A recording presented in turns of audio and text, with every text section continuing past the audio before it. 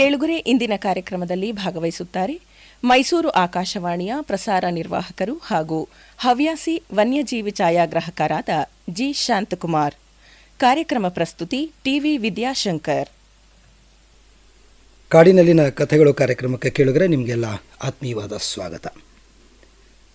ನಮ್ಮ ಆಕಾಶವಾಣಿಯ ಕಾರ್ಯಕ್ರಮ ಅಧಿಕಾರಿ, ಕಾಡಿನಲ್ಲಿನ ಕಥೆಗಳ ರೂವಾರಿ, ನಾವೆಲ್ಲರೂ ಪ್ರೀತಿಯಿಂದ ಕಾಡಿನ ರಾಜ ಅಂತ ಕರೆಯುವ ಕಾಡಿನಲ್ಲಿನ ಕಥೆಗಳ ಸರಣಿ ಮೂಲಕ ಹಲವಾರು ಅರಣ್ಯ ಇಲಾಖೆಯ ಅಧಿಕಾರಿಗಳನ್ನು, ವನ್ಯಜೀವಿ ಸಂರಕ್ಷಕರನ್ನು, ಛಾಯಾಗ್ರಾಹಕರನ್ನು, ಅರಣ್ಯಗಳ ಆಸಕ್ತರನ್ನು ಇವರನ್ನೆಲ್ಲ ಪರಿಚಯಿಸಿದ, ಅವರ ಜೊತೆಯಲ್ಲಿ ಅವರ ಸಮನಾಗಿ ಸಂವಾದಿಸಿದ ಜಿ ಶಾಂತಕುಮಾರ್ ಅವರೇ ನಮ್ಮ ಇವತ್ತಿನ ಕಾರ್ಯಕ್ರಮದ ಅತಿಥಿ.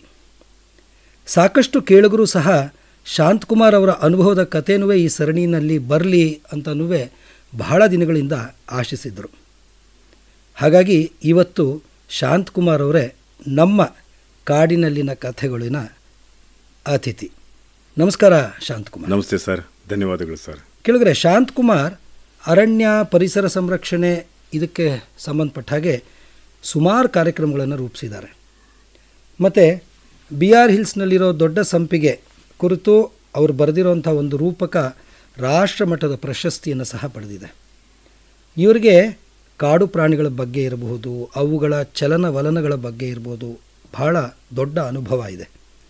ಮತ್ತು ಛಾಯಾಗ್ರಹಣ ಅಂದರೆ ಈಗ ವೈಲ್ಡ್ ಲೈಫ್ ಫೋಟೋಗ್ರಫಿ ಇದೆಯಲ್ಲ, ಅದು ಅವರ ತುಂಬ ದೊಡ್ಡ ಹವ್ಯಾಸ ಕೂಡ. ಇಷ್ಟೆಲ್ಲ ಇದೆ. ಜೊತೆಗೆ ಎಷ್ಟೋ ಅತಿಥಿಗಳಿಗೆ ಸಮನಾಗಿ ಇನ್ನು ಕೆಲವು ಕಡೆ ಅವರಿಗಿನ್ನ ಹೆಚ್ಚಿನ ಅನುಭವವನ್ನು ಅವ್ರ ಜೊತೆಯಲ್ಲಿ ಹಂಚಿಕೊಂಡು ಕಾರ್ಯಕ್ರಮವನ್ನು ಯಶಸ್ವಿಯಾಗಿ ನಡೆಸಿಕೊಟ್ಟಿದ್ದಾರೆ. ಇವತ್ತು ಅವರು ನಮ್ಮ ಅತಿಥಿಯಾಗಿದ್ದಾರೆ. ಅವ್ರ ಜೊತೆಯಲ್ಲಿ ಮಾತಾಡ್ತಾ ಕಾಡಿನಲ್ಲಿನ ಕಥೆಗಳಿನಲ್ಲಿನ ಅವರ ಅನುಭವವನ್ನು ಇನ್ನಷ್ಟು ನಾವು ಹೆಕ್ಕಿ ಪಡೆಯೋಣ. ಶಾಂತಕುಮಾರ್, ಹೇಳಿ ಸರ್. ನಿಮ್ಮ ಬಾಲ್ಯ ವಿದ್ಯಾಭ್ಯಾಸ ಇವೆಲ್ಲ ಹೇಗೆ, ಎಲ್ಲಿ, ಯಾವ ಪರಿಸರದಲ್ಲಿ ಆಯಿತು, ಹೇಗಾಯಿತು? ಇದಕ್ಕಿಂತ ಮುಂಚೆ ಒಂದು ಹೇಳ್ಬಿಡ್ತೀನಿ ಸರ್. ಬಹುಶಃ ಕಾಡಿನ ಬಗ್ಗೆ ಸಮಗ್ರವಾಗಿ ನನಗೆ ಗೊತ್ತಿದೆಯೋ ಅಂತ ಧೈರ್ಯ ನನಗಿಲ್ಲ. ಬಹುಶಃ ಯಾರಿಗೂ ಇರಲಿಕ್ಕಿಲ್ಲ, ಯಾರಿಗೂ ಇರಲ್ಲ. ಕಾಡುಗಳೇ ಅಷ್ಟು ಅಗಾಧವಾಗಿರೋ ನನಗೆ ಗೊತ್ತಿದೆ ಅಂತ ಯಾರಾದರೂ ಹೇಳಿದ್ರೆ ಅವನು ಮೂರ್ಖ ಅಷ್ಟೇ. ನನ್ನ ಪಂಚೇಂದ್ರಿಯಗಳಿಗೆ, ಅದರಲ್ಲೂ ಕೂಡ ಮುಖ್ಯವಾಗಿ ಕಣ್ಣು, ಮೂಗು, ಕಿವಿ, ಇಷ್ಟಕ್ಕೆ ಮತ್ತು ಚರ್ಮ, ಇಷ್ಟಕ್ಕೆ ದಕ್ಕಿದ್ದನ್ನು, ಬಾಯಿಗಲ್ಲ, ಇಷ್ಟಕ್ಕೆ ದಕ್ಕಿದ್ದನ್ನು ನಾನು ಹೇಳಬಲ್ಲೆ, ಅಥವಾ ಎಲ್ಲರೂ ಕೂಡ ಹೇಳಬಲ್ಲರು ಅಂತ ಅನ್ಕೋತೀನಿ. ಅಷ್ಟನ್ನು ನಾನು ಹೇಳ್ಬೋದು. ಖಂಡಿತ ಅದನ್ನ ಎಲ್ಲರೂ ಒಪ್ಪಬೇಕಾದ್ದೇನೆ. ಹೆಂಗೆ ನಿಮ್ಮ ಬಾಲ್ಯ ವಿದ್ಯಾಭ್ಯಾಸ ಯಾವ ಪರಿಸರದಲ್ಲಿ ಹೇಗಾಯಿತು? ನಂದು ಮೂಲ ಭದ್ರಾವತಿ ಸರ್. ಭದ್ರಾವತಿ ನಿಮ್ಗೆ ಗೊತ್ತಿರೋ ಹಾಗೆ ಮಲೆನಾಡಿನ ಸೆರಗು. ಒಂದು ರೀತಿಯಲ್ಲಿ ಬಯಲು ಸೀಮೆ ಇದ್ದಾಗಿದೆ. ಬಯಲು ಸೀಮೆನೂ ಅಲ್ಲ, ಈ ಕಡೆ ಮಲೆನಾಡು ಅಲ್ಲ, ಆ ಥರದ ವಾತಾವರಣದಲ್ಲಿರುವಂಥ ಊರದು. ನಾನು ಶಾಲೆಗೆ ಹೋಗ್ತಾಯಿದ್ದೆ, ಹೈಸ್ಕೂಲಲ್ಲಿ ಏನಾಗ್ತಾಯಿತ್ತು, 8ನೇ ಕ್ಲಾಸಲ್ಲಿ ಬಂಕ್ ಹೊಡೆದು, ಅದೇ ತಾನೇ ರೆಕ್ಕೆಲ್ಲ ಬಿಚ್ಕೊಂಡು ಹಾರಾಟಕ್ಕೆ ಶುರುವಾಗಿತ್ತು. ಮನೆ ಹತ್ತಿರದೇ ಶಾಲೆ ಇತ್ತು ಮೊದಲು. ಆನಂತರ ತುಂಬ ದೂರ, 5 ಕಿಲೋಮೀಟ್ರ್ ಆಗೋದು ಮನೆಗೂ ಶಾಲೆಗೂ. ಬಂದ ತಕ್ಷಣ ಒಂದು ಸರಿ ಜಗತ್ತೇ ಬೇರೆ ಥರ ಆಯಿತು. ಆಗ್ತಿದ್ದಂಗೆ ಈ ಶಾಲೆ ನನಗಲ್ಲ ಅಂತ ಅನ್ಸೋಕೆ ಶುರು ಆಯಿತು. ಚೌಕಟ್ಟಿನೊಳಗೆ ಬಂಕ್ ಹೊಡೆಯೋದು, ಶಾಲೆಗೆ ಸುತ್ತೋದು ಕಾಡು. ಅಲ್ಲಿ ಹತ್ತಿರದಲ್ಲಿ ಕಾಡುಗಳಿದ್ವು. ಈ ಅಜ್ಜಿಗುಡ್ಡ ಅಂತ ಒಂದು, ನಮಗೆ ಹಿಮಾಲಯ ಅದು. ಅಜ್ಜಿಗುಡ್ಡ ಹತ್ತಾ ಇದ್ವಿ, ಹಿಂದ್ಗಡೆಯಿಂದ ಹತ್ತೋದು, ಸೈಕಲಲ್ಲಿ ಹೋಗೋದು, ಹಿಂದ್ಗಡೆಯಿಂದ ಹತ್ತೋದು, ಮುಂದ್ಗಡೆಯಿಂದ ಇಳಿಯೋದು. ಮುಂದ್ಗಡೆ ಭಾಳ ಸ್ಟೀಫು. ಅಲ್ಲಿ ಮೊದಲು ಓಡೋಕ್ಕೆ ಶುರು ಮಾಡಿದ್ರೆ ಕೆಳಗೋರ್ಗೂ ಕೂಡ ಓಡ್ತಾನೆ ಇರ್ತೀವಿ, ನಿಲ್ಲೋಕ್ಕಾಗ್ತಾ ಇರಲಿಲ್ಲ, ನಿಂತರೆ ಬೀಳ್ತಾ ಇದ್ವಿ, ಹೆಜ್ಜೆ ತಪ್ಪಿದ್ರೆ ಉರುಳದೆ ಹಾಗಿತ್ತು. ಅಲ್ಲಿ ಒಂದು ನವಿಲ್ಗರಿ ಸಿಕ್ತು ನನಗೆ. ಮೊದಲ ಕಾಡು ಪ್ರಾಣಿಯ ಪರಿಚಯ ಅದು. ನವಿಲ್ಗರಿ ಬಹಳ ವರ್ಷ ಇಟ್ಕೊಂಡಿದ್ದೆ ಹಾಗೆ, ಅದನ್ನು ತುಂಬ ಇಷ್ಟಪಟ್ಟು ಇಟ್ಕೊಂಡೆಲ್ಲ. ಸಣ್ಣ ವಯಸ್ಸಿನಲ್ಲಿ ಪುಸ್ತಕದ ಹಾಳೆಗಳ ನಡುವೆ ನವಿಲ್ಗರಿಯನ್ನು ಇಟ್ಟು ಅದು ಮರಿ ಹಾಕತ್ತೆ ಅನ್ನೋದು ಆ ಕಲ್ಪನೆ ಇತ್ತು. ಅದೇ ಕಲ್ಪನೆ ನನಗೂ ಕೂಡ ಇತ್ತದು. ಬಹುಶಃ ಜನಪದ ಕತೆ ಅಂತ ಹೇಳ್ಬೋದು. ಆ ಕತೆಗಳು ಕೂಡ ನನಗೆ ಇತ್ತು. ಹಾಗೇನೆ ಸುತ್ತಾ ಇದ್ದೆ. ಅಲ್ಲಿ ಒಂದು ಅದ್ರ ಪಕ್ಕದಲ್ಲೇ, ಅಜ್ಜಿಗುಡ್ಡ ಪಕ್ಕದಲ್ಲೇ ಒಂದು ಕೆಂಚಮ್ಮನ ಗುಡ್ಡ ಅಂತ ಇದೆ. ಅಲ್ಲೊಂದು ಕೆಂಚಮ್ಮ ದೇವಸ್ಥಾನ ಇದೆ. ಅದ್ರ ಸ್ವಲ್ಪ ಹತ್ತಿರದಲ್ಲೇ ಒಂದು ಗವಿ ಇದೆ. ಈ ಗವಿಗೆ ನಾವೆಲ್ಲ ಸ್ನೇಹಿತರು ಸೇರಿ ಕುತೂಹಲದಿಂದ ಆ ಗವಿ ಒಳಗೆ ಹೋಗೋದು ಅಂತ. ಸರಿ, ಅದು ಒಂದು ಐತಿಹ್ಯ ಏನು ಅಂತ ಹೇಳಿದ್ರೆ, ಆ ಗವಿಯಿಂದ ಶುರು ಆದರೆ ಹೊರಟ್ರೆ ಅದು ಮುಟ್ಟೋ ಅಂಥದ್ದು ಬಾಬಾ ಬುಡಂಗಿರಿಗೆ ಅಂತ ಒಂದು ಐತಿಹ್ಯ. ಅದು ಬಹುಶಃ ಯಾರೂ ನೋಡಿಲ್ಲ, ಪಟ್ಟಿಲ್ಲ. ನಾವು ಒಂದು ಸರಿ ಹೀಗೆ ಒಂದು 4-5 ಜನ ಸ್ನೇಹಿತರು ಸೇರಿಕೊಂಡು ಆ ಗವಿ ಒಳಗೆ ಹೋದ್ವಿ. ಹುಡುಗ ಬುದ್ಧಿ ಸುಮ್ಮನೆ ಹೋಗ್ತಾಯಿದ್ವಿ, ಬಂಡ ಧೈರ್ಯ ಹೋಗ್ತಾ ಇದ್ದೆ ಒಂದು ಸಣ್ಣ ಗೊರಕೆ ಶಬ್ದ ಕೇಳೋಕ್ಕೆ ಶುರು ಆಯಿತು. ಯಾರೋ ಮಲಗಿದ್ದಾರೆ ಇಲ್ಲಿ, ಗೊರಕೆ ಹೊಡಿತಾ ಇದ್ದಾರೆ ಅಂತ ನಮ್ಮದು ಹುಡುಗ ಬುದ್ಧಿಗೆ. ಇನ್ನೂ ಹತ್ತಿರ ಹೋದ್ವಿ, ಶಬ್ದ ಜೋರಾಗಿ ಕೇಳಿಸೋಕೆ ಶುರು ಆಯಿತು. ಗೊರಕೆ ಅಂತ ಹೇಳಿದ್ರೆ ಅಂಥ ಮನುಷ್ಯರಲ್ಲೂ ಕೂಡ ನಾವು ಕೇಳಲಿಲ್ಲ ಆ ಥರ ಗೊರಕೆ. ಹಿಂದ್ಗಡೆ ನಾನು ಮುಂದೆ ಇದ್ದೆ, ನಾನೇ ಲೀಡ್ರು, ಮುಂದೆ ಹೋಗ್ತಾ ಇದ್ದೀನಿ. ಹಿಂದೆ ಒಂದು 3-4 ಜನ ನನ್ನ ಸ್ನೇಹಿತರು. ಹಿಂದೆ ಪಿಸು ಮಾತಲ್ಲಿ ಒಬ್ಬ ಯಾರೋ ಹೇಳೋಕ್ಕೆ ಶುರು ಮಾಡಿದ, ಕರಡಿದಿರ್ಬೋದು ಕಣದು ಅಂತ. ನಾನು ಕರಡಿದಿರ್ಬೋದು ಅಂದ ತಕ್ಷಣ ಅದು ಕಿವಿ ಮೇಲೆ ಬಿದ್ದ ತಕ್ಷಣ ಒಂದು ಸಣ್ಣ ನಡ್ಕ ಶುರು ಆಯಿತು. ತಿರುಗಿ ನೋಡೋಷ್ಟರಲ್ಲಿ ಇವ್ರು 3 ಜನ ನಾಪತ್ತೆ. ಮತ್ತೆ ನಾನು ತಿರುಗಿ ಅಲ್ಲಿ ಓಡೋಕ್ಕೆ ಶುರು ಮಾಡಿದವನು ಕೆಂಚಮ್ಮನ ದೇವಸ್ಥಾನ ಹತ್ರ ಸೈಕಲ್ ನಿಲ್ಲಿಸಿದ್ವಿ. ಅಲ್ಲಿವರೆಗೂ ಬಂದು ಸೈಕಲ್ ತೊಗೊಂಡು ಓಡಿದ್ವಿ. ಮತ್ತೆ ಎಲ್ಲ ಅಟ್ಟಿಸ್ಕೊಂಡ್ಬಿಡುತ್ತೋ ಅನ್ನೋ ಭಯ. ನಾನು ಅನ್ಕೊಂಡೆ ಅಲ್ಲಿ ಓಡಕ್ಕೆ ಪ್ರಾರಂಭ ಮಾಡಿದವರು ಇಲ್ಲೇ ಬಂಡೀಪುರ ಅರಣ್ಯದಲ್ಲೇ ಬಂದು ನೀವು ಇಳಿದಿದ್ದು ಅಂತ. ಯಾಕೆಂದ್ರೆ ಕಾಡಿನ ಬಗ್ಗೆ ನಿಮಗೆ ಆಸಕ್ತಿ ಹೆಚ್ಚಾಗಕ್ಕೆ ಶುರುವಾಯಿತು. ಅಲ್ಲಿಂದ ಶುರುವಾಯಿತು. ಬಹುಶಃ ಆ ಆಸಕ್ತಿ ಆ ಕರಡಿಯ ಆ ನವಿಲುಗರಿ ಇವುಗಳಿಂದಾನೇ ಪ್ರಾರಂಭ ಆಯಿತಾ, ಅಥವಾ ಬೇರೆ ಇನ್ನೇನಾದರೂ ಒಂದು ಟ್ರಿಗರಿಂಗ್ ಫ್ಯಾಕ್ಟರ್ ಅಂತ ಇತ್ತ? ಹಾಗೇನಿಲ್ಲ ಸರ್, ಇದು ಅದಕ್ಕೆ ಹೇಳ್ತೀನಿ. ಮಡಿಕೇರಿಗೆ ಬಂದ ನಂತರ ಈ ಥರದ್ದೆಲ್ಲ ಹವ್ಯಾಸಗಳು ಹೆಚ್ಚಾಗೋಕ್ಕೆ ಶುರುವಾಯಿತು. ಮತ್ತು ಅದಕ್ಕೆ ಆಕಾಶವಾಣಿಯಿಂದ ಕೂಡ ಕಾರಣ ಆಯಿತು.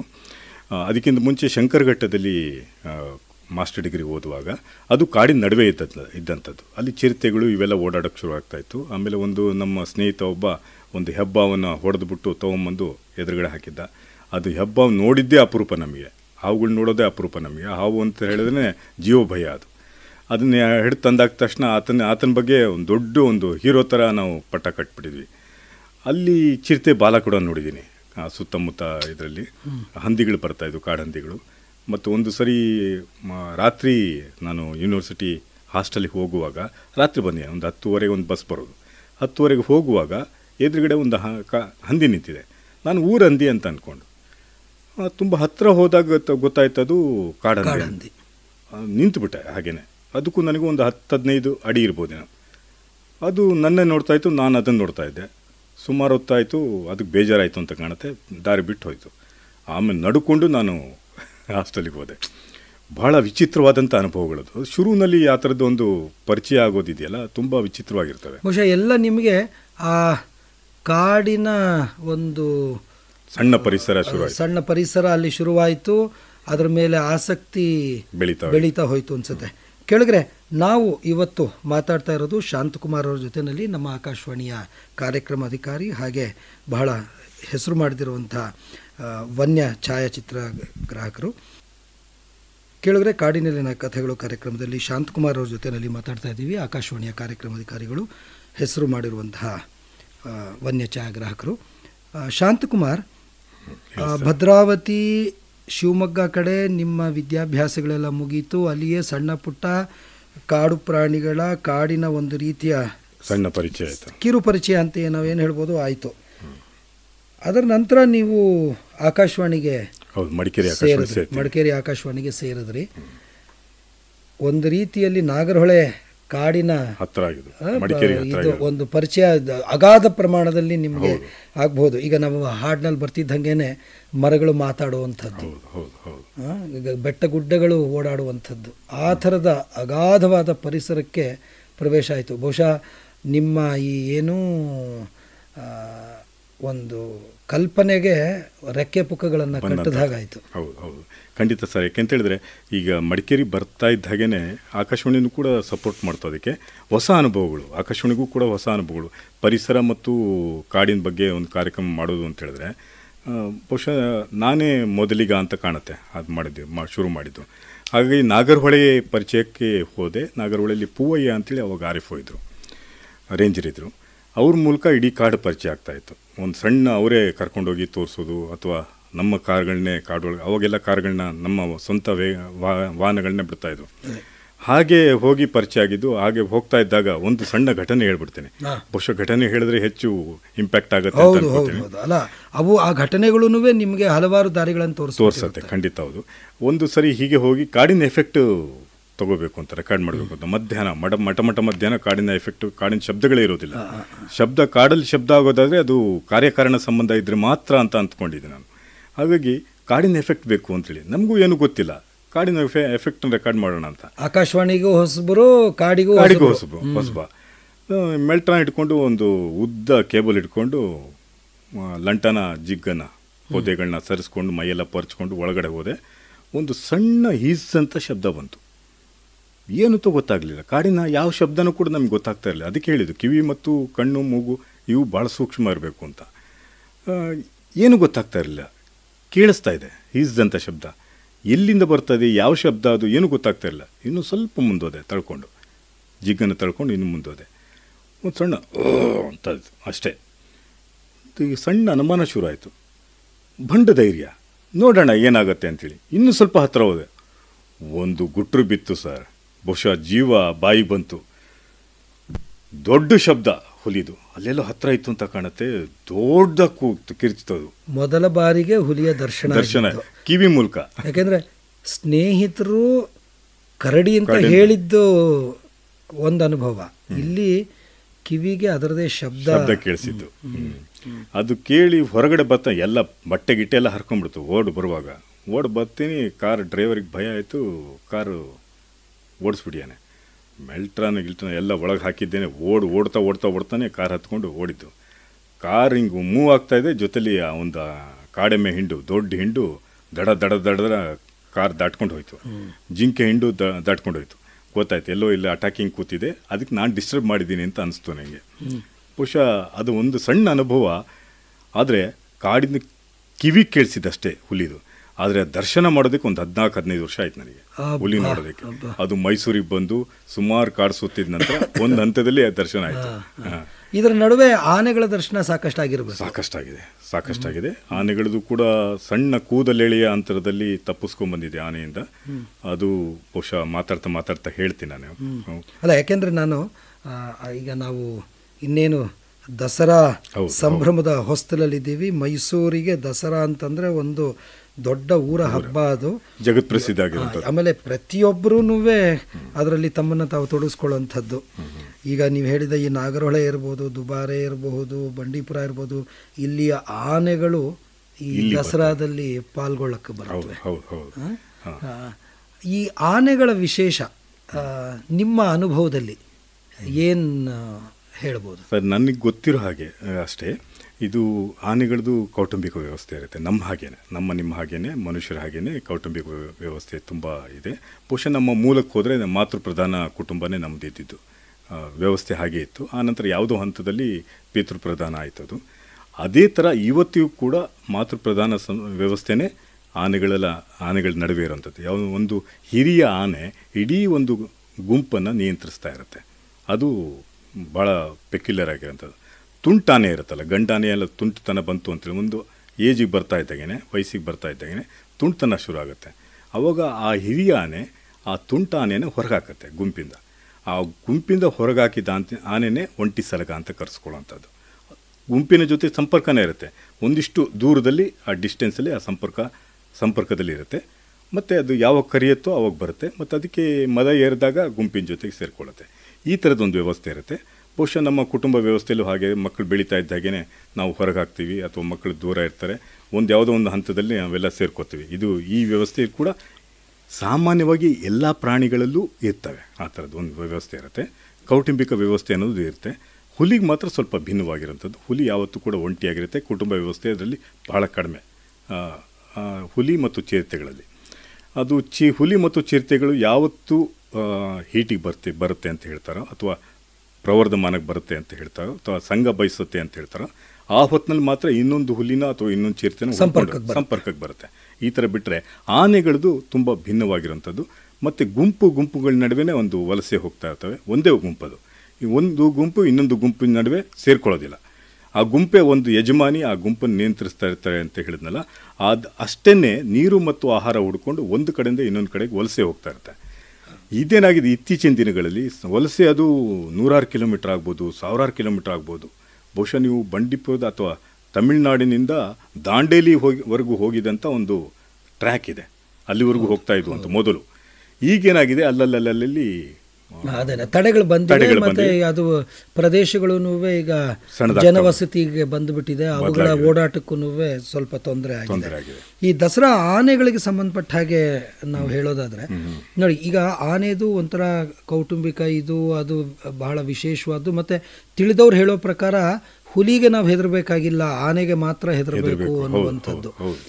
ಅದೇ ರೀತಿಯಲ್ಲಿ ಇವತ್ತು ನಮ್ಮ ಹಸಿರು ಹೊನ್ನು ಕಾರ್ಯಕ್ರಮದಲ್ಲೂ ಆನೆಗಳ ವಿಚಾರವಾಗಿಯೇ ನಮ್ಮ ಕಾರ್ಯಕ್ರಮ ಇವತ್ತು ಬೆಳಗ್ಗೆ ಪ್ರಸಾರ ಆಗಿದ್ದು. ಅದಕ್ಕೆ ಏನಾದರೂ ಸಮಸ್ಯೆಗಳಿದ್ರೆ ಹಾಗೆ ಅದಕ್ಕೆ ಟ್ರ್ಯಾಂಕ್ವಲೈಸರ್ಸನ್ನು ಬಳಸ್ತೀವಿ, ಮತ್ತು ಟ್ರ್ಯಾಕರ್ಸ್ ಹೆಂಗೆ ಹಾಕ್ತೀವಿ, ಇದ್ರ ಬಗ್ಗೆ ಎಲ್ಲ ಸಾಕಷ್ಟು ಮಾಹಿತಿ ಇತ್ತು. ಅಂದರೆ ಅದು ಒಂದು ಆನೆಯನ್ನು ಹಿಡಿಬೇಕು ಅಂದರೆ ಎಷ್ಟು ಕಷ್ಟ ಅನ್ನೋದನ್ನು ನಮ್ಮ ಆ ಕಾರ್ಯಕ್ರಮದಲ್ಲಿ ಹೇಳ್ತಾ ಇದ್ರು. ಅಂದರೆ ಇಷ್ಟೆಲ್ಲ ಇರೋದನ್ನು ಒಂದು ರೀತಿಯಲ್ಲಿ ಡಿಸಿಪ್ಲಿನ್ಡ್ ನಮ್ಮ ಆ ಸೇನೆ ತುಕಡಿ ಹೆಂಗೆ ಹೋಗುತ್ತೋ ಹಾಗೇನೆ ಈ ಆನೆಗಳು ಇಡೀ ಅರಮನೆಯಿಂದ ಬನ್ನಿ ಮಂಟಪದವರೆಗೆ ಬಹಳ ಶಿಸ್ತುಬದ್ಧವಾಗಿ ಹೋಗೋದನ್ನು ನಾವು ನೋಡ್ತೀವಿ. ಈ ಅಕ್ಲಮಟೈಸೇಷನ್ನು ಇದು ಅದ್ರ ಬಗ್ಗೆ ತಮ್ಮ ತಿಳುವಳಿಕೆಯಲ್ಲಿ ಏನಾದರೂ ಇದ್ರೆ? ಇಲ್ಲ, ಇದು ಟ್ರೈನಿಂಗ್ ಆಗುತ್ತೆ ಸರ್. ನೀವು ಬಹುಶಃ ಗಮನಿಸ್ತಾ ಇರ್ಬೋದು. ಅದಕ್ಕೆ ಪಿರಂಗಿಗಳನ್ನ ಹೊಡೆದು ಆ ಶಬ್ದಕ್ಕೆ ಬೆದರದೇ ಇರೋ ಹಾಗೆ, ಶಬ್ದ ಕಿವಿಯಲ್ಲಿ ಬಿದ್ದು ಅದಕ್ಕೆ ಹೊಂದ್ಕೊಳ್ಳೋ ಹಾಗೆ ಇವೆಲ್ಲ ವ್ಯವಸ್ಥೆನೂ ಕೂಡ ಅರಮನೆಯ ಆವರಣದೊಳಗೆ ಮಾಡ್ತಾರೆ. ಅದನ್ನು ಇವತ್ತಿನವರೆಗೂ ಮೊನ್ನೆನೂ ಕೂಡ ಮಾಡಿದ್ರು. ಹಾಗೆ ಪೆರಿಂಗಿಗಳು ಹೊಡಿತಾರೆ, ಗುಂಡುಗಳು ಹೊಡಿತಾರೆ, ಮತ್ತು ಪಟಾಕಿಗಳು ಹೊಡಿತಾರೆ. ಆ ಶಬ್ದಕ್ಕೆ ಅವು ಬೆದರಬಾರ್ದು.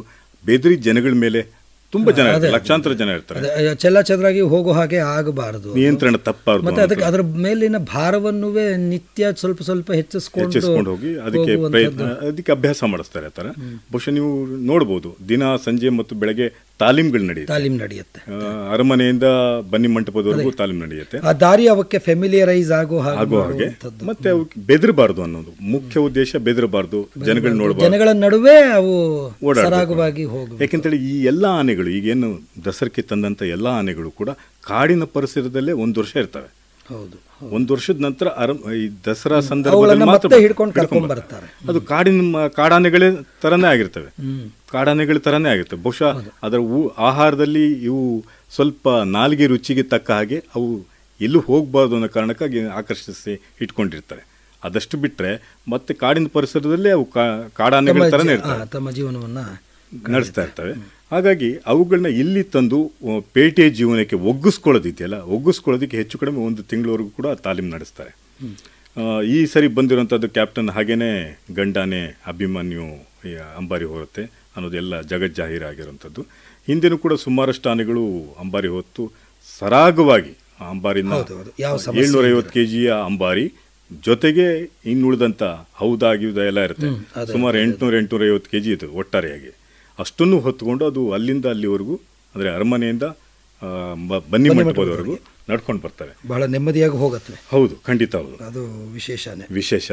ಇದು ಬಹಳ ವಿಚಿತ್ರವಾಗಿರೋಂಥ ಅವುಗಳ ಹಿನ್ನೆಲೆಯಲ್ಲಿ ಕೂಡ ನಾನು ಗಮನಿಸಿದ್ದೀನಿ. ಅಭಿಮನ್ಯು ಅನ್ನೋಂಥ ಆನೆ ತುಂಬ ರೋಗ ಆಗಿತ್ತು ಒಂದು ಕಾಲದಲ್ಲಿ. ಅದನ್ನು ಹಿಡಿದು ತೊಗೊಂಬಂದು ಪಳಗಿಸಿ ಈ ದಸರಕ್ಕೆ ಪಳಗಿಸೋದು ಒಂದು ಕಾರ್ಯಕ್ರಮ ಇರುತ್ತೆ. ಅದಕ್ಕೆ ಪಳಗಿಸಿದ್ರು ಅಂತ ಎಲ್ಲ ಆನೆಗಳು 14 ಆನೆಗಳು ಈ ಸರಿ ಬಂದಿದ್ದಾವೆ. ಪ್ರತಿ ಸರಿನೂ ಇಷ್ಟು ಆನೆಗಳು ಬರ್ತವೆ. ಒಂದಿಷ್ಟು ಹೆಣ್ಣಾನೆಗಳು ಇರ್ತವೆ, ಹೊಸ ಆನೆಗಳು ಕೂಡ ಸೇರ್ಪಡೆ ಆಗ್ತಾ ಇರ್ತವೆ, ಹಳೆ ಆನೆಗಳು ತೆಗಿತಾ ಇರ್ತವೆ. ನೆಕ್ಸ್ಟ್ ಬಹುಶಃ ಅಭಿಮನ್ಯು ಇರುತ್ತೆ ಅನ್ನೋ ಡೌಟ್ ನನಗೆ. ಯಾಕೆಂದರೆ 59 ವರ್ಷ ಆಗಿದೆ, ಅದಕ್ಕೆ ರಿಟೈರ್ಮೆಂಟ್ ಅಂತ ಇರುತ್ತೆ. ಮೊದಲು ಭೀಮಾನು ಇತ್ತು, ಇಲ್ಲ ಮೊದಲು ಬಲರಾಮ ಇತ್ತು, ಅರ್ಜುನ ಇತ್ತು, ಅದರ ಹಿಂದೆ ಬಲರಾಮ ಇತ್ತು. ಬಲರಾಮದ ಬಗ್ಗೆ ಒಂದು ಬಹಳ ದೊಡ್ಡ ರೋಚಕವಾದಂಥ ಕಥೆ ಇದೆ. ಇದು ಕೊಡಗಿನ ಒಂದು ಜಾಗದಲ್ಲಿ ಕಟ್ಟೆಪುರ ಅಂತ ಬರುತ್ತೆ, ಶನಿವಾರ ಸಂತೆ ಹತ್ರ, ಕೊಡ್ಲಿಪೇಟೆ ಶನಿವಾರ ಸಂತೆ ಹತ್ರ. ಆ ಕಟ್ಟೆಪುರದಲ್ಲಿ ಹಿಡಿದಂಥ ಆನೆ ಅದು. ಭಾಳ ರೋಗ ಆಗಿತ್ತು, ಸುಮಾರು ಜನ ಕೊಂದಿತ್ತದು. ಒಂದು ಫೀಚರ್ ಮಾಡಿದ್ದೆ, ತುಂಬ ಅದ್ಭುತವಾದಂಥ ಫೀಚರ್ ಇತ್ತದು, ತುಂಬ ಕತೆ ಇತ್ತು. ನೀವು ಮಡಿಕೇರಿಯಲ್ಲಿದ್ದಾಗ? ಎಲ್ಲಿದ್ದಾಗ ಮೈಸೂರಿಗೆ ಬಂದ ಮೇಲೆ. ಅದು ಏನು ಅಂತ ಹೇಳಿದ್ರೆ, ಈ ಬಟ್ಟಿ ಸರಾಯಿನ ತಯಾರು ಮಾಡ್ತಾ ಇದ್ರಲ್ಲ, ಅದನ್ನು ಹುಡ್ಕೊಂಡು ಹೋಗೋದು. ಆನೆಗೆ ತುಂಬ ಚೆನ್ನಾಗಿ ಗ್ರಹಣ ಶಕ್ತಿ ಇದೆ, ನಾಯಿಗಿಂತ ಹೆಚ್ಚಾಗಿರುತ್ತೆ. ಎಷ್ಟು ದೂರ ಆದರೂ ಕೂಡ ವಾಸನೆಯನ್ನು ಕಂಡುಹಿಡಿಯುತ್ತೆ. ಹಾಗಾಗಿ ಅದು ವಾಸನೆಯನ್ನು ಹಿಡ್ಕೊಂಡು ಬಟ್ಟಿ ಸರಾಯಿ ಎಲ್ಲಿ ತಯಾರು ಮಾಡ್ತಾ ಅದನ್ನು ಹುಡ್ಕೊಂಡು ಹೋಗಿ ಅದನ್ನು ಕುಡಿತಾ ಇತ್ತು. ಕುಡಿದು ಮತ್ತಿನಲ್ಲಿ ಅದಕ್ಕೊಂದು ಸುಮಾರು ಜನನೆಲ್ಲ ಅಡ್ಡ ಬಂದವ್ರನ್ನ ಸುಮಾರು ಜನ ಕೊಂದಿತ್ತು. ಕೊನೆಗೆ ಅರಣ್ಯ ಇಲಾಖೆಯಿಂದ ಸರ್ಕಾರದಿಂದ ಅದನ್ನು ಹಿಡಿಬೇಕು ಅಂತ ಆರ್ಡ್ರ್ ಆಯಿತು. ಅದನ್ನು ಹಿಡಿದ್ರು, ತೊಗೊಂಬಂದರು, ಪಳಗಿಸಿದ್ರು. ಪಳಗಿಸಿದ ನಂತರ ಅದು ಅದ್ಭುತವಾದಂಥ ಶಾಂತ ಸ್ವಭಾವದ ಆನೆ ಆಗೋಯ್ತು. ಭಟ್ಟಿ ಸರಾಯಿ ಹಿಡಿಯೋರನ್ನ ಬದಲು ಬಲರಾಮನ್ ಹಿಡಿದ್ರು. ಬಲರಾಮನ್ ಹಿಡಿದ್ರು. ಚೆನ್ನಾಗಿದೆ. ಅದೆಷ್ಟು ಶಾಂತ ನಾನು ಇದ್ದೀನಿ ಅದ್ರ ಜೊತೆಗೆ. ಅದು ಒಂದು ಸರಿ ನಾನು ಮಡಿಕೇರಿಲಿದ್ದಾಗ ಮಸ್ತಿ ಬಂದಿತ್ತು, ಅದು ಮದ ಬರುತ್ತೆ. ಅದಕ್ಕೆ ಮದ ಬಂದಾಗ ಹತ್ರ ಯಾರನ್ನೂ ಸೇರಿಸಲ್ಲ ಎಕ್ಸೆಪ್ಟ್ ಮಾವುತನ ಕೂಡ ತುಂಬ ಹೆದರ್ಕೊಂಡು ಹೋಗ್ತಾನೆ. ಆದರೆ ಮಾವುತನ ಬಿಟ್ಟು ಬೇರೆ ಯಾರನ್ನೂ ಸೇರಿಸಲ್ಲ. ಆದರೆ ಮದ ಬಂದಂಥ ಸಂದರ್ಭದಲ್ಲಿ ನಾನು ಅದ್ರ ಹತ್ರ ಹೋಗಿದ್ದೀನಿ. ಚೆಟ್ಟಿಯಪ್ಪ ಅಂತ ಡಾಕ್ಟ್ರ್ ಒಬ್ಬರಿದ್ದರು ಹುಣಸೂರಲ್ಲಿ. ಅವ್ರ ಕಡೆ ಏನು ಮಾಡಲ್ಲ, ಬಂದರೆ ಇದು ತುಂಬ ಶಾಂತ ಸ್ವಭಾವದು ಅಂತ ನಮಗೆ ಭಯ. ಆದರೂ ಕೂಡ ಕರ್ಕೊಂಡೋಗಿ ಅದು ದಂತದ ಹತ್ರ ನಿಲ್ಲಿಸಿ ಒಂದು ಫೋಟೋ ತೆಗೆಸಿದ್ರು. ಭಾಳ ಖುಷಿ ಆಗ್ಬಿಡ್ತು. ಇಷ್ಟು ಶಾಂತ ಸ್ವಭಾವದ್ದು ಬಹುಶಃ ಅಂಬಾರಿ ಹೊರೋದಕ್ಕೆ ಲಾಯಕ್ ಅಂತಲೇ ಅನಿಸ್ಬಿಟ್ಟಿತ್ತು. ಅಲ್ಲ, ಈಗ ಬಲರಾಮನ ಜೊತೆಯಲ್ಲಿ ಫೋಟೋ ತೆಗೆದ್ರಿಂದ ನಿಮಗೆ ಈ ಕಾಡಿನಲ್ಲಿ ನೋಡೋದನ್ನ ಬಿಟ್ಟು ಇದರ ಫೋಟೋಗ್ರಫಿ ಬಗ್ಗೆ ಆಸಕ್ತಿ ಹುಟ್ಟುತ್ತಾ ಅಂತ. ಶಾಂತಕುಮಾರ್ ಅವರೇ, ಈ ನಿಮ್ಮ ಛಾಯಾಗ್ರಹಣದ ಕಡೆ ಆಸಕ್ತಿಯ ಬಗ್ಗೆ ಇನ್ನಷ್ಟು ಮಾಹಿತಿಯನ್ನು ನಾವು ಪಡೆಯೋಣ. ಈಗ ಒಂದು ಸಣ್ಣ ಬ್ರೇಕ್ ತಗೊಳ್ಳೋಣ. ಅಂದದ ಗುಡಿಯಾದ ಚಂದದ ಗುಡಿಯಾದ ನಮ್ಮ ಈ ಕರ್ನಾಟಕದ ಕಾಡುಗಳಲ್ಲಿ ಸಾಕಷ್ಟು ಸುತ್ತಿದ್ರಿ ನೀವು. ಖಂಡಿತ ಹೌದು ಸರ್. ಸಾಕಷ್ಟು ಫೋಟೋಗ್ರಾಫ್ಸನ್ನು ಮಾಡಿದ್ರಿ. ಈ ಛಾಯಾಗ್ರಹಣದ ಕಡೆಗೆ ಆಸಕ್ತಿ ಯಾಕೆಂದರೆ ಕಾಡಿನ ಬಗ್ಗೆನೇ ಅಂಥದ್ದೇನಿಲ್ಲದೆ ಇದ್ದಿದ್ದು, ಮಡಿಕೇರಿನಲ್ಲಿ ಕೆಲಸಕ್ಕೆ ಸೇರಿದ ಮೇಲೆ ದಿಢೀರ್ನೇ ಅದ್ರ ಮೇಲೆ ಆಸಕ್ತಿ ಬಂದಿದ್ದು, ಅಲ್ಲೆಲ್ಲ ಓಡಾಡಿದ್ದು, ಅದರ ಅನುಭವ ಆಯಿತು. ಅದು ಈಗ ನಿಮಗೆ ಒಳ್ಳೆ ಹೆಸರಿದೆ ಛಾಯಾಗ್ರಾಹಕರಾಗಿ, ವನ್ಯಜೀವಿ ಛಾಯಾಗ್ರಾಹಕರಾಗಿ ತುಂಬ ಒಳ್ಳೆ ಹೆಸರಿದೆ. ಸೊ ಆ ದಿಕ್ಕಿನಲ್ಲಿ ಆಸಕ್ತಿ ಮೂಡಿದ್ದು, ಅದರ ಬಗ್ಗೆ ತರಬೇತಿ ಮತ್ತು ಅದರ ಅನುಭವಗಳು, ಇದನ್ನು ಹಂಚ್ಕೊಳ್ಳೋದಾದರೆ. ಸರಿ, ನನಗೆ ಈಗ ಮೊದಲನೇ ದಿನಗಳಲ್ಲಿ ಬಹುಶಃ ಏಮನ್ ಶೂಟ್ ಕ್ಯಾಮ್ರಾ ಇಟ್ಕೊಂಡು ಓಡಾಡ್ತಾಯಿದ್ದೆ. ಏಮನ್ ಶೂಟ್ ಕ್ಯಾಮ್ರಾ ಇಟ್ಕೊಂಡು ಓಡಾಡ್ತಿದ್ದೆ. ಅದರಲ್ಲಿ ರೋಲ್ ಹಾಕಬೇಕಾಗಿತ್ತು. ಬಹುಶಃ ಅದು ತುಂಬ ಕಾಸ್ಟ್ಲಿ ಇದು ಅಂತ. ಅಲ್ಲ, ಇವತ್ತಿಗೂ ಛಾಯಾಗ್ರಹಣ ಅನ್ನೋದು ಒಂಥರ ಬಹಳ ದುಬಾರಿ ಹವ್ಯಾಸ. ಆವಾಗಲೂ ಕೂಡ ಕ್ಯಾಮ್ರಾ ತಗೊಳ್ಳೋಷ್ಟು ಹಣಕಾಸಿನ ವ್ಯವಸ್ಥೆ ನನಗೆ ಇರಲಿಲ್ಲ ಆ ಹೊತ್ತಿನಲ್ಲಿ. ಮಡಿಕೇರಿ ಇದ್ದಂಥ ಸುತ್ತಮುತ್ತ ಬಹುಶಃ ಆ ಹೊತ್ತಿನಲ್ಲಿ ಏನಾದರೂ ಕ್ಯಾಮ್ರಾ ತೊಗೊಂಡಿದ್ರೆ ಅದ್ಭುತವಾದಂಥ ಚಿತ್ರಗಳನ್ನ ಅಲ್ಲೇ ಇದ್ದಾಗ ತೆಗಿತಾ ಇದ್ದೆ. ಮೈಸೂರಿಗೆ ಬಂದ ನಂತರ ಒಂದು ಹಂತದಲ್ಲಿ ಒಂದು ಸಣ್ಣ ಕ್ಯಾಮ್ರಾ ತೊಗೊಂಡು ಒಂದಿಷ್ಟು ಡಿಜಿಟಲ್ ಕ್ಯಾಮ್ರಾ, ಆಗಲೇ ಡಿಜಿಟಲ್ ಕ್ಯಾಮ್ರಾ ಎಂಟರ್ ಆಗಿತ್ತು. ಒಂದು ಒಳ್ಳೆ ಇದರಲ್ಲಿತ್ತು, ಅಂದರೆ ಎಲ್ಲರೂ ಕೂಡ ಡಿಜಿಟಲ್ ಕ್ಯಾಮ್ರಾ ತೊಗೋತಾ ಇದ್ರು. ಸುಮಾರು ನಿಮ್ಮ 40ನೇ ವಯಸ್ಸಿನಲ್ಲಿ ಅನ್ಕೋಬೋದಾ? 40-45 ಇದರ ನಡುವೆ ಆಸ್ಪಾಸಲ್ಲಿ ಒಂದು ಸಣ್ಣ ಕ್ಯಾಮ್ರಾ ತೊಗೊಳ್ಳೋಣ ಅಂತ ಹೊರಟೆ. ನಮ್ಮ ಸ್ನೇಹಿತರೊಬ್ಬರು ಒಂದು ಯಾವುದೋ ಕ್ಯಾಮ್ರಾವನ್ನು ತೋರಿಸಿದ್ರು, ಇದು ತೊಗೊಳ್ಳಿ ಅಂತೇಳಿ, ನಿಕಾನ್ D90 ಅಂತ ತೊಗೊಂಡೆ. ತೊಗೊಂಡ ಮೇಲೆ ಅದರಲ್ಲೇ ಸಾಕಷ್ಟು ಇಮೇಜಸ್ ತೆಗಿಬೋದು ಅಂತ ಅನಿಸ್ತು. ಫೀಚರ್ಸ್ ಜಾಸ್ತಿ ಇರುತ್ತೆ ಅಂತ ತೆಗಿತಾ ಇದ್ದೆ. ಸಣ್ಣ ಪುಟ್ಟದ್ದು ತೆಗಿತಾ ಇದ್ದೆ ಅಷ್ಟೇ. ಆ ಧೈರ್ಯ ಇರಲಿಲ್ಲ. ಇನ್ನು ದೂರದ್ದೆಲ್ಲ ತೆಗಿಬೇಕು ಅಂದ್ರೆ ಲೆನ್ಸ್ ಎಲ್ಲ ಬೇಕಾಗಿತ್ತು. ಅಷ್ಟು ದುಡ್ಡೆಲ್ಲ ಇರಲಿಲ್ಲ ನನಗೆ. ಬರೀ ಬಾಡಿ ಇದ್ರೆ ಆಗಲ್ಲ. ಸಣ್ಣ ಲೆನ್ಸ್ ಇತ್ತು, ಅಷ್ಟಕ್ಕೆ ಎಷ್ಟು ಇಟ್ಕೋತೋ ಅಷ್ಟು ಮಾತ್ರ ತೆಗಿತಾ ಇದ್ದೆ. ಈ ಮನೆ ಒಂದು ಮಾಡಿದೆ ಮೈಸೂರಿನ ಔಟ್ಸ್ಕಟ್ಸಲ್ಲಿ, ಹೊರವಲಯದಲ್ಲ ಒಂದು ಮನೆ ಮಾಡಿದೆ. ಮನೆ ಮಾಡಿದ್ದು ಉದ್ದೇಶ ಏನಂದರೆ, ನಾನು ನಿಮ್ಮ ಮನೆ ವಿಚಾರದಲ್ಲೂ ನಾನು ಕೇಳಬೇಕು ಅಂತಿದ್ದೆ. ಏನಂದರೆ, ನೀವು ಮನೆ ಮಾಡಿರೋದು ಮತ್ತು ತೋಟ ಮಾಡಿರೋದೂ ಈ ಪಕ್ಷಿಗಳ ಒಂದು ಕುರಿತು ಅರ್ಥ ಮಾಡ್ಕೊಳ್ಳೋದಕ್ಕೆ, ಅವುಗಳನ್ನು ಫೋಟೋಗ್ರಾಫ್ ಮಾಡೋದಕ್ಕೆ, ಮತ್ತು ಅದಕ್ಕೆ ಸಂಬಂಧಪಟ್ಟಾಗೆ ಹೈಡ್ಗಳನ್ನು ಮಾಡಬೇಕು ಅನ್ನುವಂಥದ್ದು ಒಂಥರ ನಿಮ್ಮ ಒಂದು ಇದಿದೆಯಲ್ಲ, ಕಲ್ಪನೆ ಇದೆಯಲ್ಲ, ಅಗಾಧವಾದ್ದು. ನಿಮ್ಮ ತೋಟವನ್ನು ಸಹ ಒಂದು ರೀತಿ ಕಾಡಿನ ರೀತಿಯಲ್ಲೇ ಮಾಡ್ಕೋಬೇಕು ಅನ್ನುವ ಒಂದು ಪ್ರಯತ್ನದಲ್ಲಿ ಇದ್ದೀರಿ ಅಂತಲೂ ಕೇಳಿದ್ದೀವಿ. ಖಂಡಿತ ಸರ್, ಖಂಡಿತ. ಭಾಳ ಒಂಥರ ನಿಮ್ಮ ಯೋಜನೆಗಳು ಕಲ್ಪನೆಗಳು ಎಲ್ಲವೂ ಈ ಪ್ರಾಣಿ ಪಕ್ಷಿಗಳ ದಿಕ್ಕಿನಲ್ಲೇ ಹೋಗ್ತಾ ಇರುತ್ತೆ ಅನ್ಸುತ್ತೆ. ಯಾಕೆಂತೇಳಿದ್ರೆ ಅಲ್ಲಿ ಬರೋಕ್ಕಿಂತ ಮುಂಚೆ, ಅಂದರೆ ನಾನು ಮನೆ ಮಾಡೋದಕ್ಕಿಂತ ಮುಂಚೆ ಬರೀ ವೈಲ್ಡ್ ಲೈಫ್ ಅಷ್ಟೇ ನೋಡ್ತಾ ಇದ್ದೆ ನಾನು. ಪ್ರಾಣಿಗಳು ಅದಷ್ಟೇ ಫೋಟೋಗ್ರಫಿ ಅಂದರೆ ಅಂದ್ಕೊಂಡಿದ್ದೆ. ಅಲ್ಲಿ ಬಂದ ನಂತರ ನಿಧಾನಕ್ಕೆ ಅಲ್ಲಿ ನನಗೆ ಕಂಡರಿಯದಂಥ ಸುಮಾರಷ್ಟು ಹಕ್ಕಿಗಳು ನಮ್ಮ ಮನೆಗೆ ಬರ್ತಾಯಿದ್ವು. ವಿಚಿತ್ರ ಅಂತ ಅನ್ಸೋಕೆ ಶುರು ಆಯಿತು. ಬಹುಶಃ ನನ್ನನ್ನು ಹುಡ್ಕೊಂಡು ಬರ್ತಾಯಿದ್ವಿ ಅಂತ ಅನ್ನೋ ಥರದಲ್ಲಿ. ಅದು ಹೇಗಿತ್ತು ಅಂದರೆ, ಅದು ಪೂರ್ತಿ ಕಾಡೇ. ಅದು ಮನೆ ಒಂದೇ ಒಂದು ಮನೆ, ಒಂಟಿ ಮನೆ. ಇಡೀ ಸುತ್ತಮುತ್ತ ಕಾಡು, ಪಕ್ಕದಲ್ಲೇ ಒಂದು ಸಣ್ಣ ಕಾಡಿನ ಪ್ಯಾಚ್ ಇತ್ತು. ಅಲ್ಲಿ ಜಿಂಕೆಗಳಿರ್ತಾಯಿದ್ವು, ಒಂದು ಚಿರತೆ ಬರ್ತಾಯಿತ್ತು ಯಾವಾಗಲೂ ಕೂಡ, ಒಂದಿಷ್ಟು ಕಾಡಂದಿಗಳಿರ್ತಾಯಿದ್ವು. ಇಷ್ಟೆಲ್ಲ ಮನೆ ಹತ್ರನೇ. ಒಂದು ಚಿರತೆ ಒಂದು ದಿನ ನಾವು ಹೋಗಿ 1 ವಾರ ಆಗಿದ್ದೆ ಅಷ್ಟೇ ಮನೆಗೆ ಒಕ್ಕಲು ಹೋಗಿ, ಒಂದು ಚಿರತೆ ಒಂದು ಕಾಡಂದಿನ ಅಥವಾ ಊರ ಹಂದಿನ ಹೊಡ್ಕೊಂಡು ಬಂದು ನಮ್ಮ ಕಾಂಪೌಂಡ್ ಪಕ್ಕದಲ್ಲೇ ತಿನ್ನೋಕ್ಕೆ ಶುರುವಾಯಿತು. ಆವಾಗ ಒಂದು ವಲ್ಚರ್, ಈಜಿಪ್ಷಿಯನ್ ವಲ್ಚರ್, ಈಗ ನಾಶದ ಹಂತದಲ್ಲಿದೆ, ಈಗೆಲ್ಲೂ ಮೈಸೂರಿನ ಸುತ್ತಮುತ್ತ ಕಾಣಿಸ್ತಾ ಇಲ್ಲ. ಅದು ಈಜಿಪ್ಷಿಯನ್ ವಲ್ಚರ್ ಅಂತೇಳಿ ಅನ್ನುವಂಥ ಒಂದು ರಣಹದ್ದು ಅಲ್ಲಿ ಬಂದು ಅದನ್ನು ಕ್ಲೀನ್ ಮಾಡೋಯ್ತು. ಕೊನೆಗೆ ಅದು ಉಳಿಸಿ ಹೋಗಿತ್ತಲ್ಲ, ಅದನ್ನು ಕ್ಲೀನ್ ಮಾಡೋಯ್ತು. ಭಾಳ ಆಶ್ಚರ್ಯ ಆಗೋಯ್ತು. ಆಗೇನಾಯಿತು, ಆ ಸಣ್ಣ ಕ್ಯಾಮ್ರಾದಲ್ಲಿ ಸಣ್ಣ ಲೆನ್ಸಲ್ಲಿ ಹಕ್ಕಿಗಳು ತೆಗೆಯೋದಕ್ಕೆ ಪ್ರಯತ್ನ ಪಡ್ತಾ ಇದ್ದೆ, ಸಾಲಲ್ಲ ಅನ್ಸೋಕೆ ಶುರು ಆಯಿತು. ಅದು ಇನ್ನಷ್ಟು ಸೂಕ್ಷ್ಮ. ಆಮೇಲೆ ದೂರ ಇರುತ್ತೆ ಸಣ್ಣ ಹಕ್ಕಿಗಳು, ಇದಕ್ಕೆ ಸಿಗೋದಿಲ್ಲ ನಮಗೆ. ಕೊನೆಗೆ ಲೆನ್ಸ್ಗಳು ತೊಗೊಳಕ್ಕೆ ಶುರು ಆದೆ. ಈಗ ಸುಮಾರಷ್ಟು ಲೆನ್ಸ್ಗಳಿದೆ, ಸುಮಾರಷ್ಟು ಫೋಟೋಗ್ರಾಫ್ ಮಾಡಿದ್ದೀನಿ. ಬಹುಶಃ ಬರ್ಡ್ ಫೋಟೋಗ್ರಫಿಲಿ ಬಹುಶಃ ಹೆಚ್ಚು ಫೋಟೋಗ್ರಾಫ್ ಮಾಡಿದ್ದು, ತುಂಬ ಚೆನ್ನಾಗಿ ಫೋಟೋಗ್ರಾಫ್ ಮಾಡಿದ್ದು ನಾನೇ ಅಂತ ಹೆಮ್ಮೆಯಿಂದ ಹೇಳ್ಕೊಳ್ಬಲ್ಲೆ. ಅಲ್ಲ, ಅಷ್ಟೇ ಅಲ್ಲ, ನೀವು ಇನ್ನೊಂದು ವಿಶೇಷ, ನಾನು ನಿಮ್ಮದೊಂದು ಕಾರ್ಯಕ್ರಮ ಕೇಳ್ತಾ ಇದ್ದೆ. ಈಗ ಕ್ಯಾಟ್ಮನ್ ಕ್ರಾನಿಕಲ್ಸ್ ಅಂತ ಹೇಳಿ ಮಾಡಿ, ಕ್ಯಾಟ್ಮನ್ ಅಂತಲೇ ತುಂಬ ಹೆಸರುವಾಸಿಯಾಗಿ ಈ ಹುಲಿಗಳ ಚಿತ್ರಗಳನ್ನು ಮತ್ತು ಈ ಫೋಟೋಗ್ರಫಿ ಕ್ಲಾಸಸ್ಸನ್ನೇ ಮಾಡುವಂಥ ಹರ್ಷ ನರಸಿಂಹಮೂರ್ತಿ ಅನ್ನುವಂಥವ್ರನ್ನ ಇಲ್ಲಿ ಮಾತಾಡಿಸುವಾಗ ನೀವು ಪಕ್ಷಿಗಳಿಗೆ ಸಂಬಂಧಪಟ್ಟ ಹಾಗೆ ಆಹಾರವನ್ನು, ಮೀನನ್ನು ಪಕ್ಷಿ ಅದರ ಯಾವ ಆಕಾರದಲ್ಲಿ ಹಿಡಿದಿರುತ್ತೆ, ಅದರ ಬಾಯಿ ತನ್ನ ಕೊಕ್ಕೊಳಗಿದ್ದರೆ ಅದು ತನಗಾಗಿ, ಇಲ್ಲ ಅಂದರೆ ತನ್ನ ಮರಿಗಳಿಗಾಗಿ. ಅವರು ಹರ್ಷ ಆಶ್ಚರ್ಯ ಪಟ್ಬಿಟ್ರು, ಅಯ್ಯೋ ನಾನು ಇಷ್ಟು ವರ್ಷದಿಂದ ಮಾಡ್ತಿದ್ದೀನಿ, ನನಗೆ ಈ ಸೂಕ್ಷ್ಮಗಳೇ ಗೊತ್ತಿರಲಿಲ್ಲ ಅಂತ.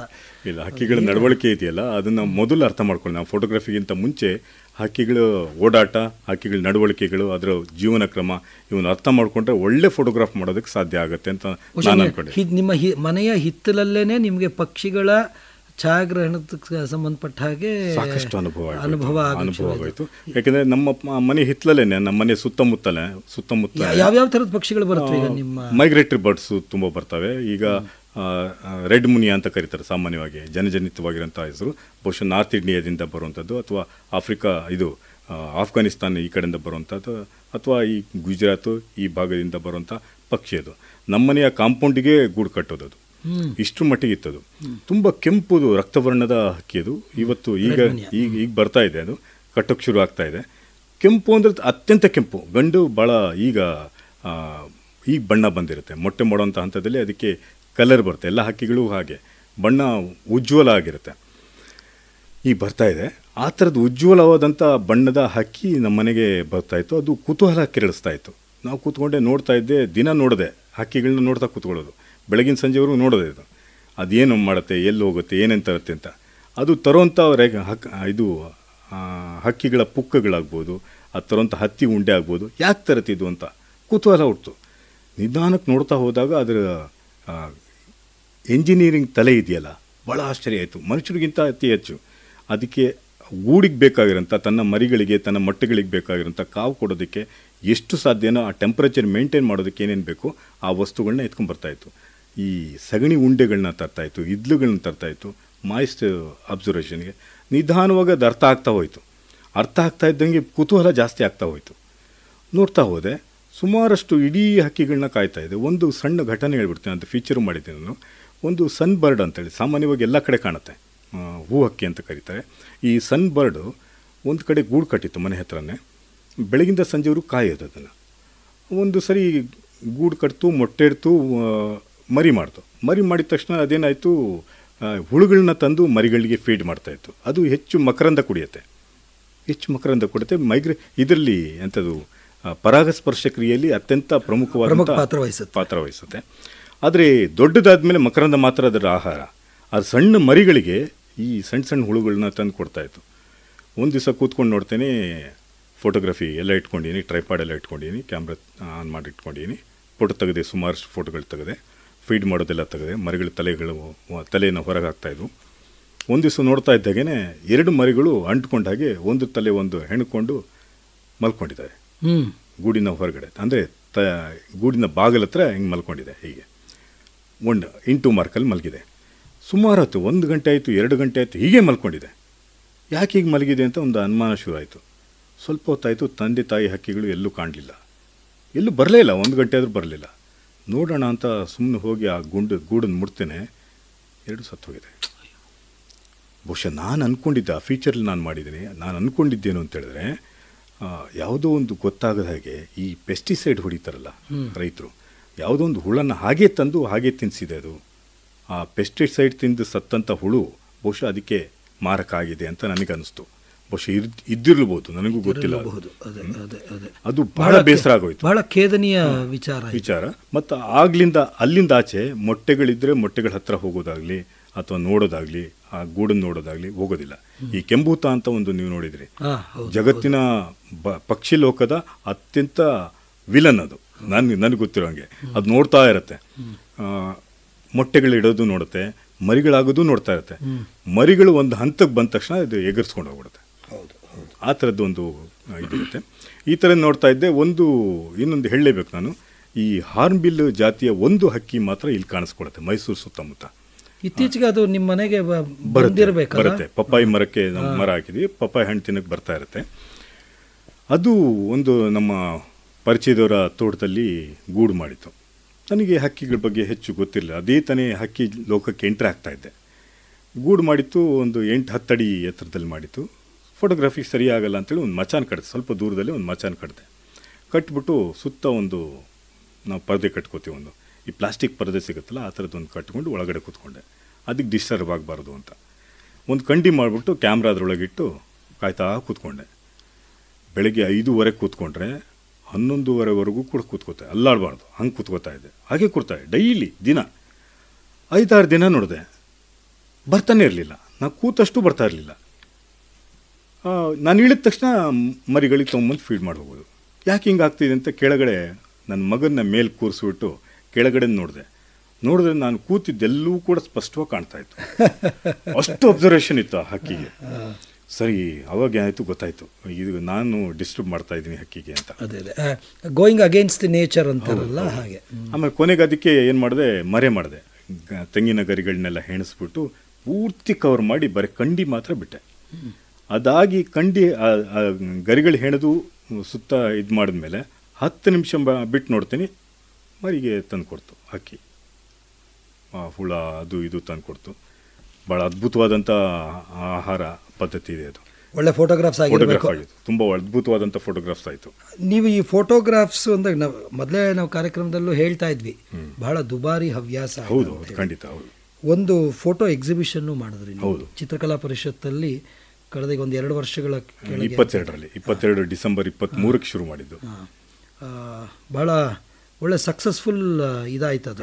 ಖಂಡಿತ. ಸಾಕಷ್ಟು ಜನ ಅದಕ್ಕೆ ಮೆಚ್ಚುಗೆಯನ್ನು ಸೂಚಿಸಿದ್ರು, ಆಮೇಲೆ ಜನನೂ ಬಂದರು, ಮತ್ತು ಪತ್ರಿಕೆಗಳಲ್ಲೂ ಅದ್ರ ಬಗ್ಗೆ ಮಾಹಿತಿ ಬಂತು.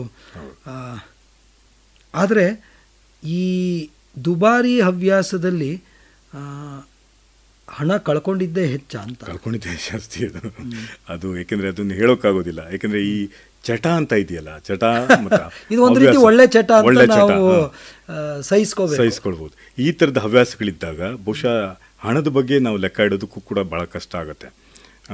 ಈ ಥರ ದುಬಾರಿ ಹವ್ಯಾಸ ಹೌದು. ಫೋಟೋಗ್ರಫಿ ಅನ್ನೋಂಥದ್ದು ತುಂಬ ದುಬಾರಿ ಹವ್ಯಾಸ. ಬರೀ ಫೋಟೋಗ್ರಾಫ್ ಮಾಡ್ತೀನಿ ಅಷ್ಟೇ ಅಲ್ಲ, ಮಾಡೋದ್ರ ಜೊತೆಗೆ ಓಡಾಟ ಇದೆಯಲ್ಲ, ಓಡಾಟಕ್ಕೆ ನೀವು ನಿಲುಕದಷ್ಟು ಅಥವಾ ನಿಮ್ಮ ಈ ಕಲ್ಪನೆಗೆ ನಿಲುಕದಷ್ಟು ಹಣ ವ್ಯಯ ಆಗ್ತಾ ಹೋಗುತ್ತೆ.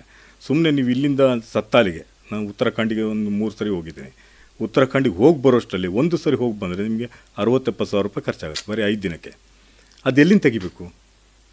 ಹೌದು. ಈ ಛಾಯಾಚಿತ್ರಗಳನ್ನು ಎನ್ಲಾರ್ಜ್ ಮಾಡಿ ಅದಕ್ಕೆ ಫ್ರೇಮ್ ಹಾಕಿ ಅದನ್ನು ಇಲ್ಲ ಮಾರಾಟದ್ದು ಕೂಡ ಬಹಳ ಕಷ್ಟ ಇದೆ ಇವತ್ತಿನ ದಿನಗಳಲ್ಲಿ, ತುಂಬ ಕಷ್ಟ ಇದೆ. ಅಂದರೆ ಅದ್ರ ಬಗ್ಗೆ ಒಂದು ಅಭಿರುಚಿ ಇರೋಷ್ಟೇ ತಗೊಳಕ್ಕೆ ಸಾಧ್ಯ ಆಗುತ್ತೆ. ಅದು ಮತ್ತೆ ಅದೂ ದುಬಾರಿ ಅಭಿರುಚಿನೇ. ಈಗ ನಾನು ಎಕ್ಸಿಬಿಷನ್ ಬಗ್ಗೆ ಹೇಳಿದೆ, ಬಹುಶಃ ನನಗೆ ಅಲ್ಲಿ ಒಂದಿಷ್ಟು ಮಾರಾಟ ಆಗಿದ್ರೆ ನಾನು ಏನು ಖರ್ಚು ಮಾಡಿದ್ನೋ ಅದು ಬರೋದು, 1 ಪೈಸಾನೂ ಕೂಡ ಬರಲಿಲ್ಲ, ಮಾರಾಟ ಒಂದು ಕೂಡ ಆಗಲಿಲ್ಲ. ಹಾಗಾಗಿ ನನಗೇನು ಅನಿಸಿತ್ತು ಅಂತ ಹೇಳಿದ್ರೆ ತೃಪ್ತಿ ಇದೆಯಲ್ಲ, ಅದೊಂದು ಮಾಡಿದೆ ಅನ್ನೋಂಥ ಒಂದು ಆತ್ಮತೃಪ್ತಿ, ಮೆಚ್ಚುಗೆ ಇತ್ತು.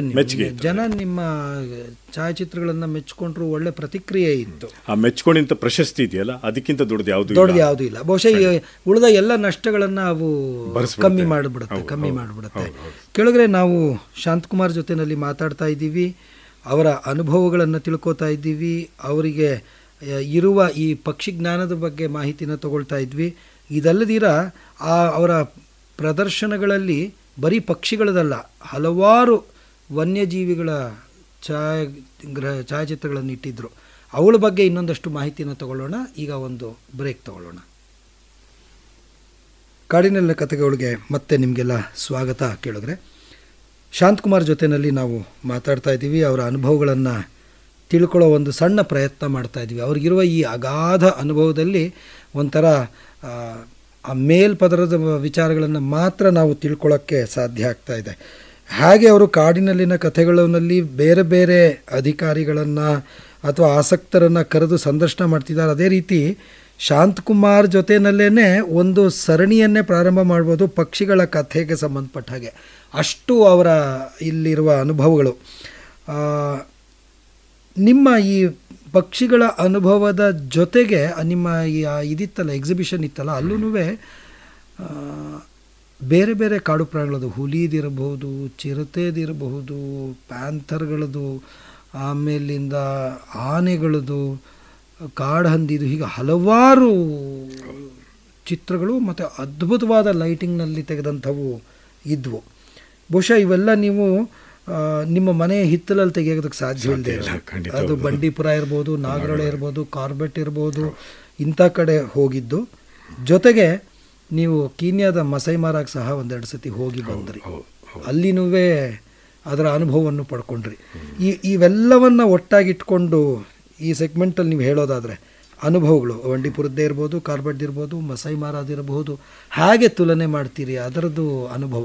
ಖಂಡಿತ. ಈಗ ಎಲ್ಲ ಫೋಟೋಗ್ರಾಫರ್ಸ್ ವನ್ಯಜೀವಿ ಛಾಯಾಗ್ರಾಹಕರಿಗೆ ಒಂದು ಕನಸಿರುತ್ತೆ, ಮಸಾಯಿ ಮಾರದಲ್ಲಿ ಒಂದು ಹೋಗಬೇಕು ಅನ್ನೋಂಥದ್ದು. ಅದೇನೋ ಅಂದ್ರೆ ಓಪನ್ ಝೂ ಇದ್ದಾಗೆ. ಮತ್ತು ಅಲ್ಲಿ ಹೋದರೆ 100% ನಿಮಗೆ ಒಂದಲ್ಲ ಒಂದು ಕಡೆ ಅದ್ಭುತವಾದ $2 ಲಕ್ಷ ಖರ್ಚು ಮಾಡಿದ್ರು ಒಂದು ಅದಕ್ಕೆ ತಕ್ಕಾಗಿ ಫೋಟೋಗ್ರಾಫ್ ಆಗುತ್ತೆ, ಅದ್ಭುತವಾದಂಥ ಫೋಟೋಗ್ರಾಫ್ಸ್ ಆಗುತ್ತೆ. ಅದಕ್ಕೆ ಪ್ರಯತ್ನನೇ ಪಡಬೇಕಾಗಿಲ್ಲ. ಅಥವಾ ಇಲ್ಲಿ ಎಷ್ಟು ತಾಳ್ಮೆ. ಓಪನ್ ಝೂ ಅದೇನು ಮರಗಳಿಲ್ಲ, ಏನಿಲ್ಲ. ಇಲ್ಲಿ ನಮಗೆ 3 ಅಡಿ ಹಿಂದೆ ನಮ್ಗೆ ಅದು ಹುಲಿ ನಮ್ಮನ್ನು ನೋಡ್ತಾ ಇದ್ರು ನಮಗೆ ಗೊತ್ತಾಗೋದಿಲ್ಲ. ಅದು ಸಾವನ್ನ ಹುಲ್ಲುಗಾವಲು. ಖಂಡಿತ ಹೌದು, ಸಾವನ್ನ ಹುಲ್ಲುಗಾವಲು. ನೀವು ಬಟಾಬೈಲು ಕಣ್ಣು ಹಾಯಿಸಿದಷ್ಟು ನಿಮ್ಗೆ ಕಾಣ್ತಾ ಹೋಗುತ್ತೆ. ನಿಮ್ಗೆ ಎಲ್ಲಿ ದೂರದಲ್ಲಿ ಆನೆ ಇದೆಯೋ, ಸಿಂಹ ಇದೆಯೋ, ಏನಿದೆಯೋ ಗೊತ್ತಾಗ್ತಾ ಹೋಗುತ್ತೆ ಅಂಥದ್ದು. ಅದ್ರ ಬಗ್ಗೆ ಆಮೇಲೆ ಹೇಳ್ಬೋದು. ಈಗ ನಮ್ಮ ಸುತ್ತಮುತ್ತ ಇರುವಂಥ ಈ ದಟ್ಟವಾದಂಥ ಕಾಡಿದೆಯಲ್ಲ, ಇದರಲ್ಲಿ ನಿಮಗೆ ಕಾಡು ಪ್ರಾಣಿಗಳನ್ನ ನೋಡೋದಿದೆಯಲ್ಲ, ಅದರಂಥ ಒಂದು ತಾಳ್ಮೆ ಮತ್ತು ಟ್ಯಾಲೆಂಟ್ ಬೇರೆ ಇಲ್ಲ ಅಂತ. ಖಂಡಿತ ಹೌದು. ನಾನಾಗಲೇ ಹೇಳಿದೆ, ಹುಲಿನ ನಾನು ನೋಡಿದ್ದು ಸುಮಾರು 14 ವರ್ಷಗಳ ನಂತರ ಅಂತ. ಕಾಡಿನ ಆಸಕ್ತಿ ಬೆಳೆದ 14 ವರ್ಷದ ನಂತರ ಹುಲಿನ ನಾನು ಮೈಸೂರಿಗೆ ಬಂದಮೇಲೆ ನಾನು ನೋಡಿದೆ. ಎಷ್ಟೋ ಸತಿ ಗೊರಕೆ ಹೊಡಿತಾ ಇರೋರಿಗೆ ಎಬ್ಸಿ ಅವ್ರು ಮೊದಲನೇ ಸತಿ ಬಂದಿರ್ತಾರೆ, ಹುಲಿ ಕಂಡುಬಿಟ್ಟಿರುತ್ತೆ. ಹೌದು. ಮೈಯೆಲ್ಲ ಕಣ್ಣಾಗಿ 14 ವರ್ಷ ಕಾಯ್ಬೇಕಾಯ್ತು. ಹುಲಿ ಹೆಜ್ಜೆಗಳು ಕಾಣ್ತವೆ, ಸಣ್ಣ ಜಲಕಲ್ಲೇ ಹುಲಿ ತಪ್ಪಿಸ್ಕೊಂಡಿದೆ.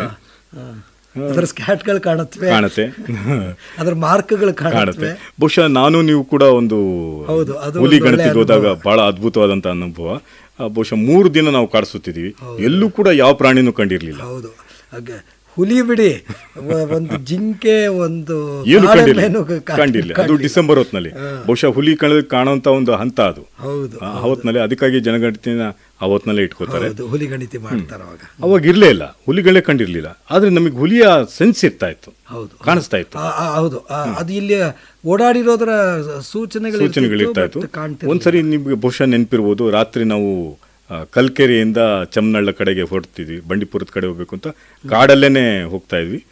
ಕಲ್ಕೆರೆ ದಾಟಿದ್ವಿ, ಕಲ್ಕೆರೆ ದಾಟಿ ಒಳಗಡೆ ಚಮ್ಮನಹಳ್ಳ ಕಡೆ ಹೊರಟಿದ್ವಿ.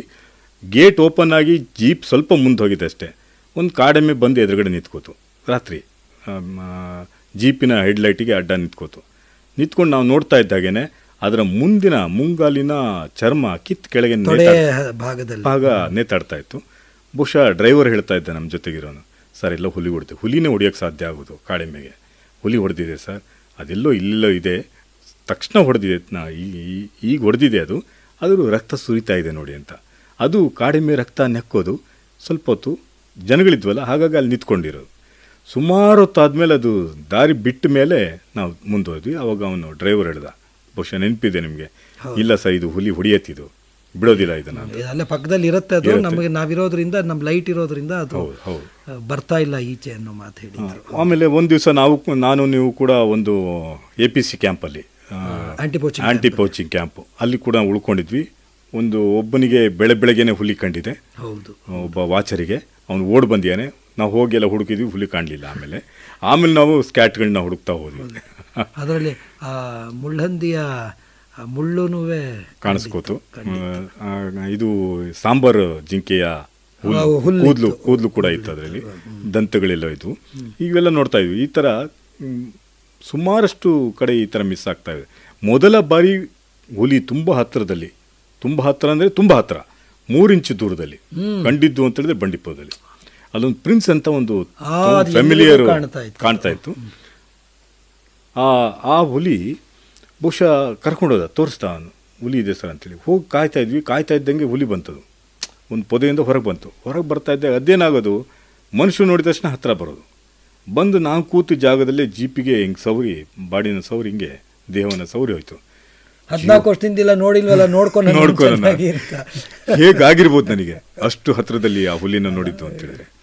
ಹೀಗೆ ಸ್ವಲ್ಪ ಅದು ಡಬಲ್ ಧಮಾಕ ಅಂತ ನಾನು ಆಗ ಒಂದು ಸಾರಿ ಪ್ರಸ್ತಾಪನೂ ಕೂಡ ಮಾಡಿದ್ದೆ. ಪಕ್ಕದ ರಸ್ತೆಯಲ್ಲಿ ಇನ್ನೊಂದು ಹುಲಿ, ಎರಡೂ ಗಂಡೆ, ಸಿಕ್ಕರೆ ಹಾಗೆ. ಈ ಥರ ಒಂದು ಸರಿ ಕಬಿನಿ ಕಡೆಗೆ ನಾಗರಹೊಳೆಯ ಬಾರ್ಡ್ರದು ಕಬಿನಿ ಹೊತ್ತಿನಲ್ಲಿ 5 ಹುಲಿಗಳನ್ನ ನೋಡಿದೆ, ಬೇರೆ ಬೇರೆ ಜಾಗದಲ್ಲಿ. 2 ಮೇಟಿಂಗ್ ಪೇರ್, ಒಂದು ಬಿಡಿಯಾಗಿ ಒಂದು 3 ಹೀಗೆ. ಸೊ ಇಲ್ಲೆಲ್ಲ ಈ ಥರ ಈ ಕಾರ್ಬೆಟ್ ಇರ್ಬೋದು, ಬಂಡೀಪುರ ಇರ್ಬೋದು, ನಾಗರಹೊಳೆನಲ್ಲಿ ಹೀಗೆ ಕಷ್ಟಪಟ್ಟು ವರ್ಷಾನುಗಟ್ಟಲೆ ಕಾದು ಅಥವಾ ಸಿಕ್ಕಾಗ ಅದು ಇನ್ನು ಅಯ್ಯೋ ಜಸ್ಟ್ ಮಿಸ್ ಆಗೋಯ್ತು ಅನ್ನುವಂಥದ್ದು, ಈ ಥರದ್ರೆಲ್ಲದರ ನಡುವೆ ಮಸಾಯಿ ಮಾರಾನಲ್ಲಿ ನೋಡಿದ್ದು ಅದು ಅದ್ಭುತವಾದಂಥ ಒಂದು ಏನಾಯಿತು. ಒಂದು 5-6 ಜನ ಸ್ನೇಹಿತರು ಹೋಗಿ ಸೇರ್ಕೊಂಡು ಹೊರಟಿದ್ದು. ಆರ್ಗನೈಸ್ ಮಾಡಿದ್ದು ಇನ್ನೊಬ್ರು ಯಾರು ಬೇರೆಯವರು, ಒಂದು ಆರ್ಗನೈಸ್ ಮಾಡಿದರು.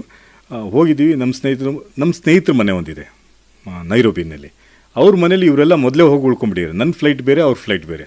ನಾನು ಫ್ಲೈಟಲ್ಲಿ ಹೋಗಿರೋದು, ಅಂದರೆ ನಾನೊಬ್ಬನೇ, ಆ ಗುಂಪಿನ ಒಬ್ಬನೇ ನಾನು ಹೋಗಿರೋದು. ರಾತ್ರಿ 12 ಗಂಟೆ ಅಲ್ಲಿಯ ಇದರಲ್ಲಿ. ಭಾಷೆ ಬರಲ್ಲ, ಇಂಥದ್ದು ಇಲ್ಲ, ಇಂಗ್ಲೀಷು ಹರ್ಕಮುರ್ಕ, ಅಲ್ಲಿ ಭಾಷೆ ಗೊತ್ತಿಲ್ಲ. ಇಲ್ಲಿ ಹೋಗುವಾಗಲೇ ನನ್ನ ತಲೆಯಲ್ಲಿ ತುಂಬ ಹೋಗಿದ್ರು, ಒಂದು ವಾಚ್ ತೋರಿಸೋಂಗಿಲ್ಲ ಅಥವಾ ಒಂದಿಷ್ಟು ಹಣ ತೋರಿಸೋಂಗಿಲ್ಲ, ತಲೆ ಹೊಡಿತಾರೆ ಅಂತ. ಅಷ್ಟೆಲ್ಲ ಭಯ ಭೀತನಾಗಿ ಹೋಗಿದ್ದೆ ನಾನು. ಅದು ಹೇಗಿದೆ ಅಂದರೆ ಪ್ರದೇಶ ಫ್ಲೈಟ್ ಇಳಿತಾ ಇದ್ದಾಗೇ ಅದು ಕರೆಂಟ್ ಹೊರಟೋಯ್ತು.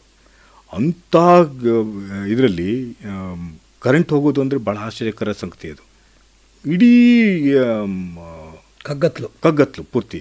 ಹೊರಗಡೆ ಹಾಗೆಯೇ ನಡ್ಕೊಂಡು ಬಂದೆ. ಇದಾಯಿತು, ಇಮಿಗ್ರೇಷನ್ ಆಯಿತು. ಹೊರಗಡೆ ಬಂದೆ, ಅಲ್ಲೊಂದು ಸಿಮ್ ತೊಗೊಳ್ಬೇಕಾಯಿತು. ಹೊರಗಡೆ ಬರ್ತಾ ಇದ್ದಂಗೆ ಒಬ್ಬ ಡ್ರೈವರು ಬೆನ್ನತ್ತದ, ಸರ್ ನಿಮಗೆ ಎಲ್ಲಿ ಹೋಗ್ಬೇಕು ಹೇಳಿ, ಕರ್ಕೊಂಡು ಹೋಗ್ತೀನಿ ಅಂತ. Taxi driver.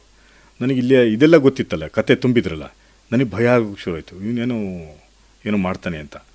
ಆದರೆ ಸುಮಾರು ಹೊತ್ತು ನನ್ನ ಜೊತೆಗೆ ಬರೋನು, ನಾನು ಎಲ್ಲೆಲ್ಲಿ ಹೋಗ್ತೀನಿ. ಕೊನೆಗೆ ಅವನಿಗೆ ಕೇಳಿದೆ ಇಂಗ್ಲೀಷಲ್ಲೇ, ಹರ್ಕಮುರ್ಕ ಇಂಗ್ಲೀಷಲ್ಲೇ ಕೇಳಿದೆ, ಒಂದು ಸಿಮ್ ಕಾರ್ಡ್ ಬೇಕು. ಸಿಮ್ ಕಾರ್ಡ್ ಸರ್ ಕೊಡಿಸ್ತೀನಿ ಬನ್ನಿ ಅಂತ. ಅವನೇ ಕರ್ಕೊಂಡು ಎಲ್ಲ ಕಡೆ ಅಂಗಡಿಗಳೆಲ್ಲ ಸುತ್ತದೆ. ಕರೆಂಟ್ ಹೋಗಿರೋದ್ರಿಂದ ಎಲ್ಲ ಬಂದಾಗಿದೆ, ಎಲ್ಲ ಕತ್ಲು. ಹೋಗಿ ನೋಡಿದ್ರೆ ಇಂಟರ್ನೆಟ್ಟೂ ಇಲ್ಲ ಅಲ್ಲಿ. ಒಂದು ಹಳೆಯ ಕೆಟ್ಟ ರೈಲ್ವೆ ಸ್ಟೇಷನ್ ಆಗಿತ್ತದು,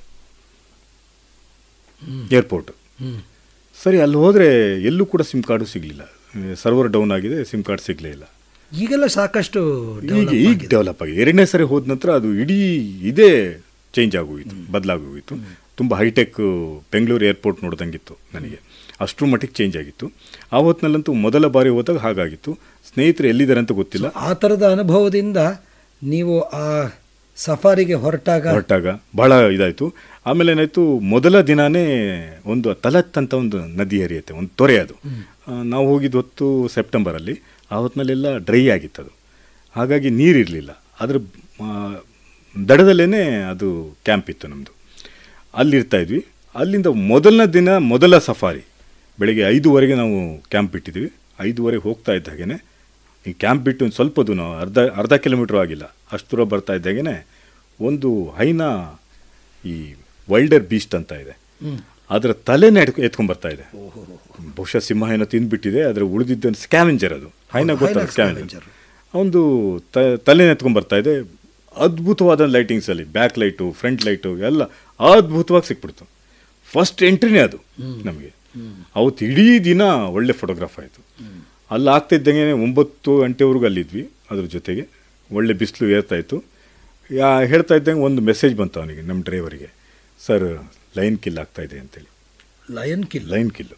ಸರಿ, ಅಲ್ಲಿಂದ ಒಂದು 20-25 ಕಿಲೋಮೀಟ್ರು. ಅವ್ನು ಹೆಂಗೆ ಹೊಡೆದಿಯಾನಂತ ನಮಗೂ ಗೊತ್ತಿಲ್ಲ. ನಾವು ಎದ್ದೆದ್ದು ಹಾರ್ತಾ ಇದ್ವಿ.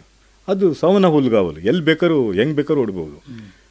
ಹೊಡೆದ ನಮ್ಮ ತಿಂದು ಏನು ಎಲ್ಲ ಕಕ್ಕೋದೆ, ಆ ಥರ ಆಗೋಯ್ತು. ಸರಿ, ಅಲ್ಲಿ ಹೋದರೆ ಇನ್ನೂ ಕಿಲ್ ಮಾಡ್ತಾ ಇದೆ. 3 ಲೈನ್ ಇದೆ, ಗಂಡು ಸಿಂಹಗಳು, ಕಿಂಗ್ ಲೈನ್ಸು. ಒಂದು ಏನಾಗಿದೆ, ಕರಳು ಇದೆ, ವೈಲ್ಡರ್ ಬೀಸ್ಟು. ಕರಳೆಲ್ಲ ಕಿತ್ತು ಹಾಕ್ಬಿಟ್ಟಿದೆ, ಹೊಟ್ಟೆಲ್ಲ ಬಗದು ಬಿಟ್ಟಿದೆ, ಕರಳೆಲ್ಲ ಹೊರಗೆ ಬಂದಿದೆ. ಅದು ಒಂದು ಕರಳನ್ನು ಬಗದು ತಿಂತಾ ಇದೆ. ಇನ್ನೊಂದು ದೂರ ಕೂತಿದೆ. ಹೈನಾಗಳು ಸುಮ್ಮನೆ ಸುತ್ತಾ ಇದ್ದಾವೆ, ಬಿಟ್ಟು ಹೋಗೋದಕ್ಕೆ ಕಾಯ್ತಾ ಇದ್ದಾವೆ. ಇದು ವೈಲ್ಡರ್ ಬೀಸ್ಟ್ ಇನ್ನೂ ಸತ್ತಿಲ್ಲ. ಕಿರಿಚ್ತಾ ಇದೆ, ಅದು ಕೂಗ್ತಾ ಇದೆ, ಅಂತ ಕೂಗ್ತಾ ಇದೆ ಆ ನೋವಿಗೆ. ಸರಿ, ಒಂದು ನಿಂತ್ಕೊಂಡು ನೋಡ್ತಾನೆ ಇದೆ, ಒಂದು ಕಿತ್ತು ತಿಂತಾ ಇದೆ, ಒಂದು ದೂರ ಕೂತಿದೆ, ಇನ್ನೊಂದು ನಿಂತ್ಕೊಂಡು ನೋಡ್ತಾನೆ ಇದೆ. ಅನ್ಯೋನ್ಯ. ಕೊನೆಗೆ ಅದು ಕೂಗೋದು ಜಾಸ್ತಿ ಆಯ್ತಲ್ಲ, ಅದನ್ನ ಸುಮ್ಮನೆ ನೋಡ್ತಾ ಇತ್ತಲ್ಲ, ಅದು ಕತ್ತಿಗೆ ಬಾಯಿ ಹಾಕಿದ್ದೆ ಗೋಣ್ ಮುರಿದ್ಬಿಡ್ತು ನಮ್ಮ ಎದುರುಗಡೆನೆ. ಅದ್ಭುತವಾದಂಥ, ಅಂದರೆ ಅಲ್ಲ ಇದು this is called wild life nature. ನಮಗೆ ಕ್ರೂರ ಅನ್ಸ್ಬೋದು, ಮಾನವೀಯತೆ ದೃಷ್ಟಿಯಿಂದ ಕ್ರೂರ ಅನ್ಸ್ಬೋದು, ಆದರೆ ಅಲ್ಲ ಇದು ಅದು ಕಾಡಿನ ನ್ಯಾಯ, ಅದು ಕಾಡಿನ ನ್ಯಾಯ, ಮತ್ತೆ ಅದು ನೇಚರ್ನ ಒಂದು ಸೈಕಲ್, ಅದು ಹೌದು, ಒಂದು ಭಾಗ ಅದು ಕೂಡ.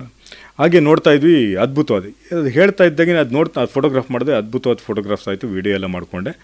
ಅದಾಗ್ತಿದ್ದಂಗೆ ಇನ್ನೊಂದು ಮೆಸೇಜ್ ಬಂತು, ಲೆಪರ್ಡ್ ಕಿಲ್ ಆಗ್ತಾಯಿದೆ ಅಂತ. ಹೊರಟ್ವಿ, ಮತ್ತೆ ಹೊಡೆದ, ಅಲ್ಲೊಂದು 25-30 ಕಿಲೋಮೀಟ್ರು ಹೊಡೆದ 1 ಗಂಟೆ ಹೊತ್ತಿಗೆ ಅಲ್ಲಿ ತಲುಪಿದ್ವಿ. ಬಿಸಿಲು, ಬಹುಶಃ ಬೆಳಗ್ಗೆ ನಮಗೆ ಒಂದು 8-10 ಡಿಗ್ರಿ ಇತ್ತು ನಾವು ಕ್ಯಾಂಪ್ ಬಿಡೋ ಹೊತ್ತಿಗೆ. 1 ಗಂಟೆ ಹೊತ್ತಿಗೆ, ಅಲ್ಲಿಯ 1 ಗಂಟೆ ಹೊತ್ತಿಗೆ 40 ಡಿಗ್ರಿವರೆಗೂ ಹೋಯ್ತು. ಸಿಕ್ಕಾಬಿಟ್ಟು ನಮಗೇನು ಯಾರೂ ಏನು ಹೇಳಿರಲಿಲ್ಲ. ಎಲ್ಲ ಅದೆಲ್ಲ ತೊಗೊಂಡೋಗ್ಬೇಕು, ಲೋಷನ್ ತೊಗೊಂಡೋಗ್ಬೇಕು, ಏನು ಗೊತ್ತಿಲ್ಲ, ಹಾಗೆ ಹೋಗಿದ್ದೀವಿ. ಏನಿಲ್ಲ, ಕಾಯ್ತಾ ಕೂತ್ಕೊಂಡು ಸುಮಾರು 1 ಗಂಟೆ 2 ಗಂಟೆ ಆಯಿತು, 2:30 ಆಯಿತು, ಕಿಲ್ ಆಗ್ತಾನೆ ಇಲ್ಲ. ಅಲ್ಲೊಂದು ಜಿಂಕೆ ಜಾತಿಯ ಒಂದು ಗಜಿಲೆ ಅಂತ ಬರುತ್ತೆ, ಅದು ಕೂತಿದೆ, ನಿಂತಿದೆ, ಬಹುಶಃ ಸಾಯೋದಕ್ಕಾಗಿ ಒಂಟಿಯಾಗಿ ನಿಂತಿದೆ. ದೂರದಲ್ಲಿ ಚಿರತೆ ಕೂತಿದೆ, ಬರ್ತಾನೆ ಇಲ್ಲ. ಸುಮಾರು 1 ಗಂಟೆ ಎಲ್ಲ ಸುಟ್ಟೋಯ್ತು ನನಗೆ, ಎಲ್ಲ ಪೂರ್ತಿ ಸನ್ ಬರ್ನ್ ಆದಂಗೆ ಆಗೋಯ್ತು. ಕ್ಯಾಮ್ರಕ್ಕೂ ಎಫೆಕ್ಟ್ ಆಗುತ್ತೆ ಅಂತೇಳಿ ಕ್ಯಾಮ್ರದ ಮೇಲೆ ಒಂದು ಬಟ್ಟೆ ಹಾಕಿದ್ದೆ.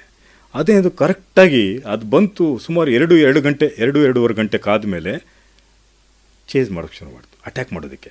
ಅಲ್ಲಿಂದ ಪೊದೆಯಿಂದ ಹೊರಗೆ ಬಂತು ಲೆಪರ್ಡ್ ಬಂದಿದ್ದೇನೆ, ಬಾಯಿ ಹಾಕಬೇಕು, ಆವತ್ತಿಗೆ ಕರೆಕ್ಟಾಗಿ ನಾನು ಕ್ಲಿಕ್ ಮಾಡಬೇಕು, ಆವತ್ತಿಗೆ ಕರೆಕ್ಟಾಗಿ ಬಟ್ಟೆ ಹಾಕಿದ್ನಲ್ಲ, ಲೆನ್ಸ್ ಮೇಲೆ ಬಿತ್ತು. ಆಂಟಿ ಕ್ಲೈಮ್ಯಾಕ್ಸ್ ಅಂದರೆ ಇದೆ. ಭಾಳ ಬೇಜಾರಾಗೋಯ್ತು ಇದು. ನೋಡಿ, ಇದು ಹೆಂಗೆ ಅಂದರೆ ಈ ವನ್ಯಜೀವಿ ಫೋಟೋಗ್ರಫಿ ಇರ್ಬೋದು ಅಥವಾ ಯಾವುದೇ ಈಗ ಮನುಷ್ಯರಿಗಾದರೆ ಮತ್ತೆ ನಿಲ್ಲಿಸಿ ಮಾಡಿ ಇನ್ನೊಂದ್ಸತಿ ಟೇಕು ರೀಟೇಕು ಅಂತ ಮಾಡ್ಬೋದು. ಇವಕ್ಕೆಲ್ಲ ಆಗದೆ ಕೆಳಗಡೆ ಶಾಂತಕುಮಾರ್ ಜೊತೆಯಲ್ಲಿ ಇನ್ನು ಒಂದಷ್ಟು ಮಾಹಿತಿಯನ್ನು ಪಡೆಯೋದಿದೆ. ಈಗ ಒಂದು ಸಣ್ಣ ಬ್ರೇಕ್ ತಗೊಳ್ಳೋಣ. ಬ್ರೇಕ್ನ ನಂತರ ನಾವು ಮತ್ತೆ ಅವ್ರ ಜೊತೆಯಲ್ಲಿ ಮಾತಾಡೋಣ. ಕಾಡುಗಳ ಎದೆಯಲ್ಲೇ ಓಡಾಡೋದು ಅನ್ನೋ ಥರ ನಾವು ಎಲ್ಲ ಕಡೆ ಹೋಗಿ ಬಂದ್ರಿ, ಅನುಭವಗಳನ್ನು ಪಡೆದ್ರಿ, ಹವ್ಯಾಸವನ್ನು ಬೆಳೆಸ್ಕೊಂಡ್ರಿ, ದುಬಾರಿ ಹವ್ಯಾಸ ಅನ್ನೋದಾಯಿತು, ಎಲ್ಲ ಆಯಿತು. ಕುಟುಂಬ ಇದನ್ನು ಹೆಂಗೆ ಸ್ವೀಕರಿಸಿದೆ? ಇಲ್ಲ, ಅವ್ರ ಸಪೋರ್ಟ್ ಇಲ್ಲದೆ ಇದ್ದರೆ ಬಹುಶಃ ನಾನು ಈ ಫೋಟೋಗ್ರಫಿಗೆ ಹೋಗೋದಕ್ಕೆ ಸಾಧ್ಯನೇ ಆಗ್ತಿರಲಿಲ್ಲ. 1-2 ದಿನ ಅಥವಾ 1 ವಾರಗಟ್ಟಲೆ ಹೊರಗಡೆ ಹೋಗೋದು, ಮನೆಯನ್ನು ಅವರೇ ನೋಡ್ಕೊಳ್ಳೋದಿದೆಯಲ್ಲ, ಭಾಳ ಕಷ್ಟ. ನನ್ನ ಹೆಂಡತಿ ಧನಲಕ್ಷ್ಮಿ ಅಂತೇಳಿ ಮನೇಲಿ ಇರ್ತಾರೆ, ಮನೇಲೇ ನೋಡ್ಕೋತಾ ಇರ್ತಾನೆ. ಮಕ್ಕಳು ಕೂಡ ಇದೇ ಹವ್ಯಾಸ ಇದೆ, ಸ್ವಲ್ಪ ಗೊತ್ತಿದೆ. ನಾನು ಕರ್ಕೊಂಡೋಗಿ ಅಭ್ಯಾಸ ಜಾಡಲ್ಲಿವೆ, ಸ್ವಲ್ಪ ಮಾಡ್ತಾರೆ. ಸ್ವಲ್ಪ ದೊಡ್ಡವನಂತೂ ಸ್ವಲ್ಪ ಮಾಡ್ತಾ ಇರ್ತಾನೆ. ಅನಿರುದ್ಧ ಮತ್ತು ಅಭಿಸಾರ ಅಂತ ಇಬ್ಬರು, ಅವರು ಜೊತೇಲಿ ಬರ್ತಾಯಿದ್ರು. ಒಂದು ಸಣ್ಣ ಇದು ಅಂದರೆ ನನ್ನ ತಾಳ್ಮೆ, ಫೋಟೋಗ್ರಫಿ ಮುಖ್ಯವಾಗಿ ಬೇಕಾಗಿರೋಂಥದ್ದು ತಾಳ್ಮೆ.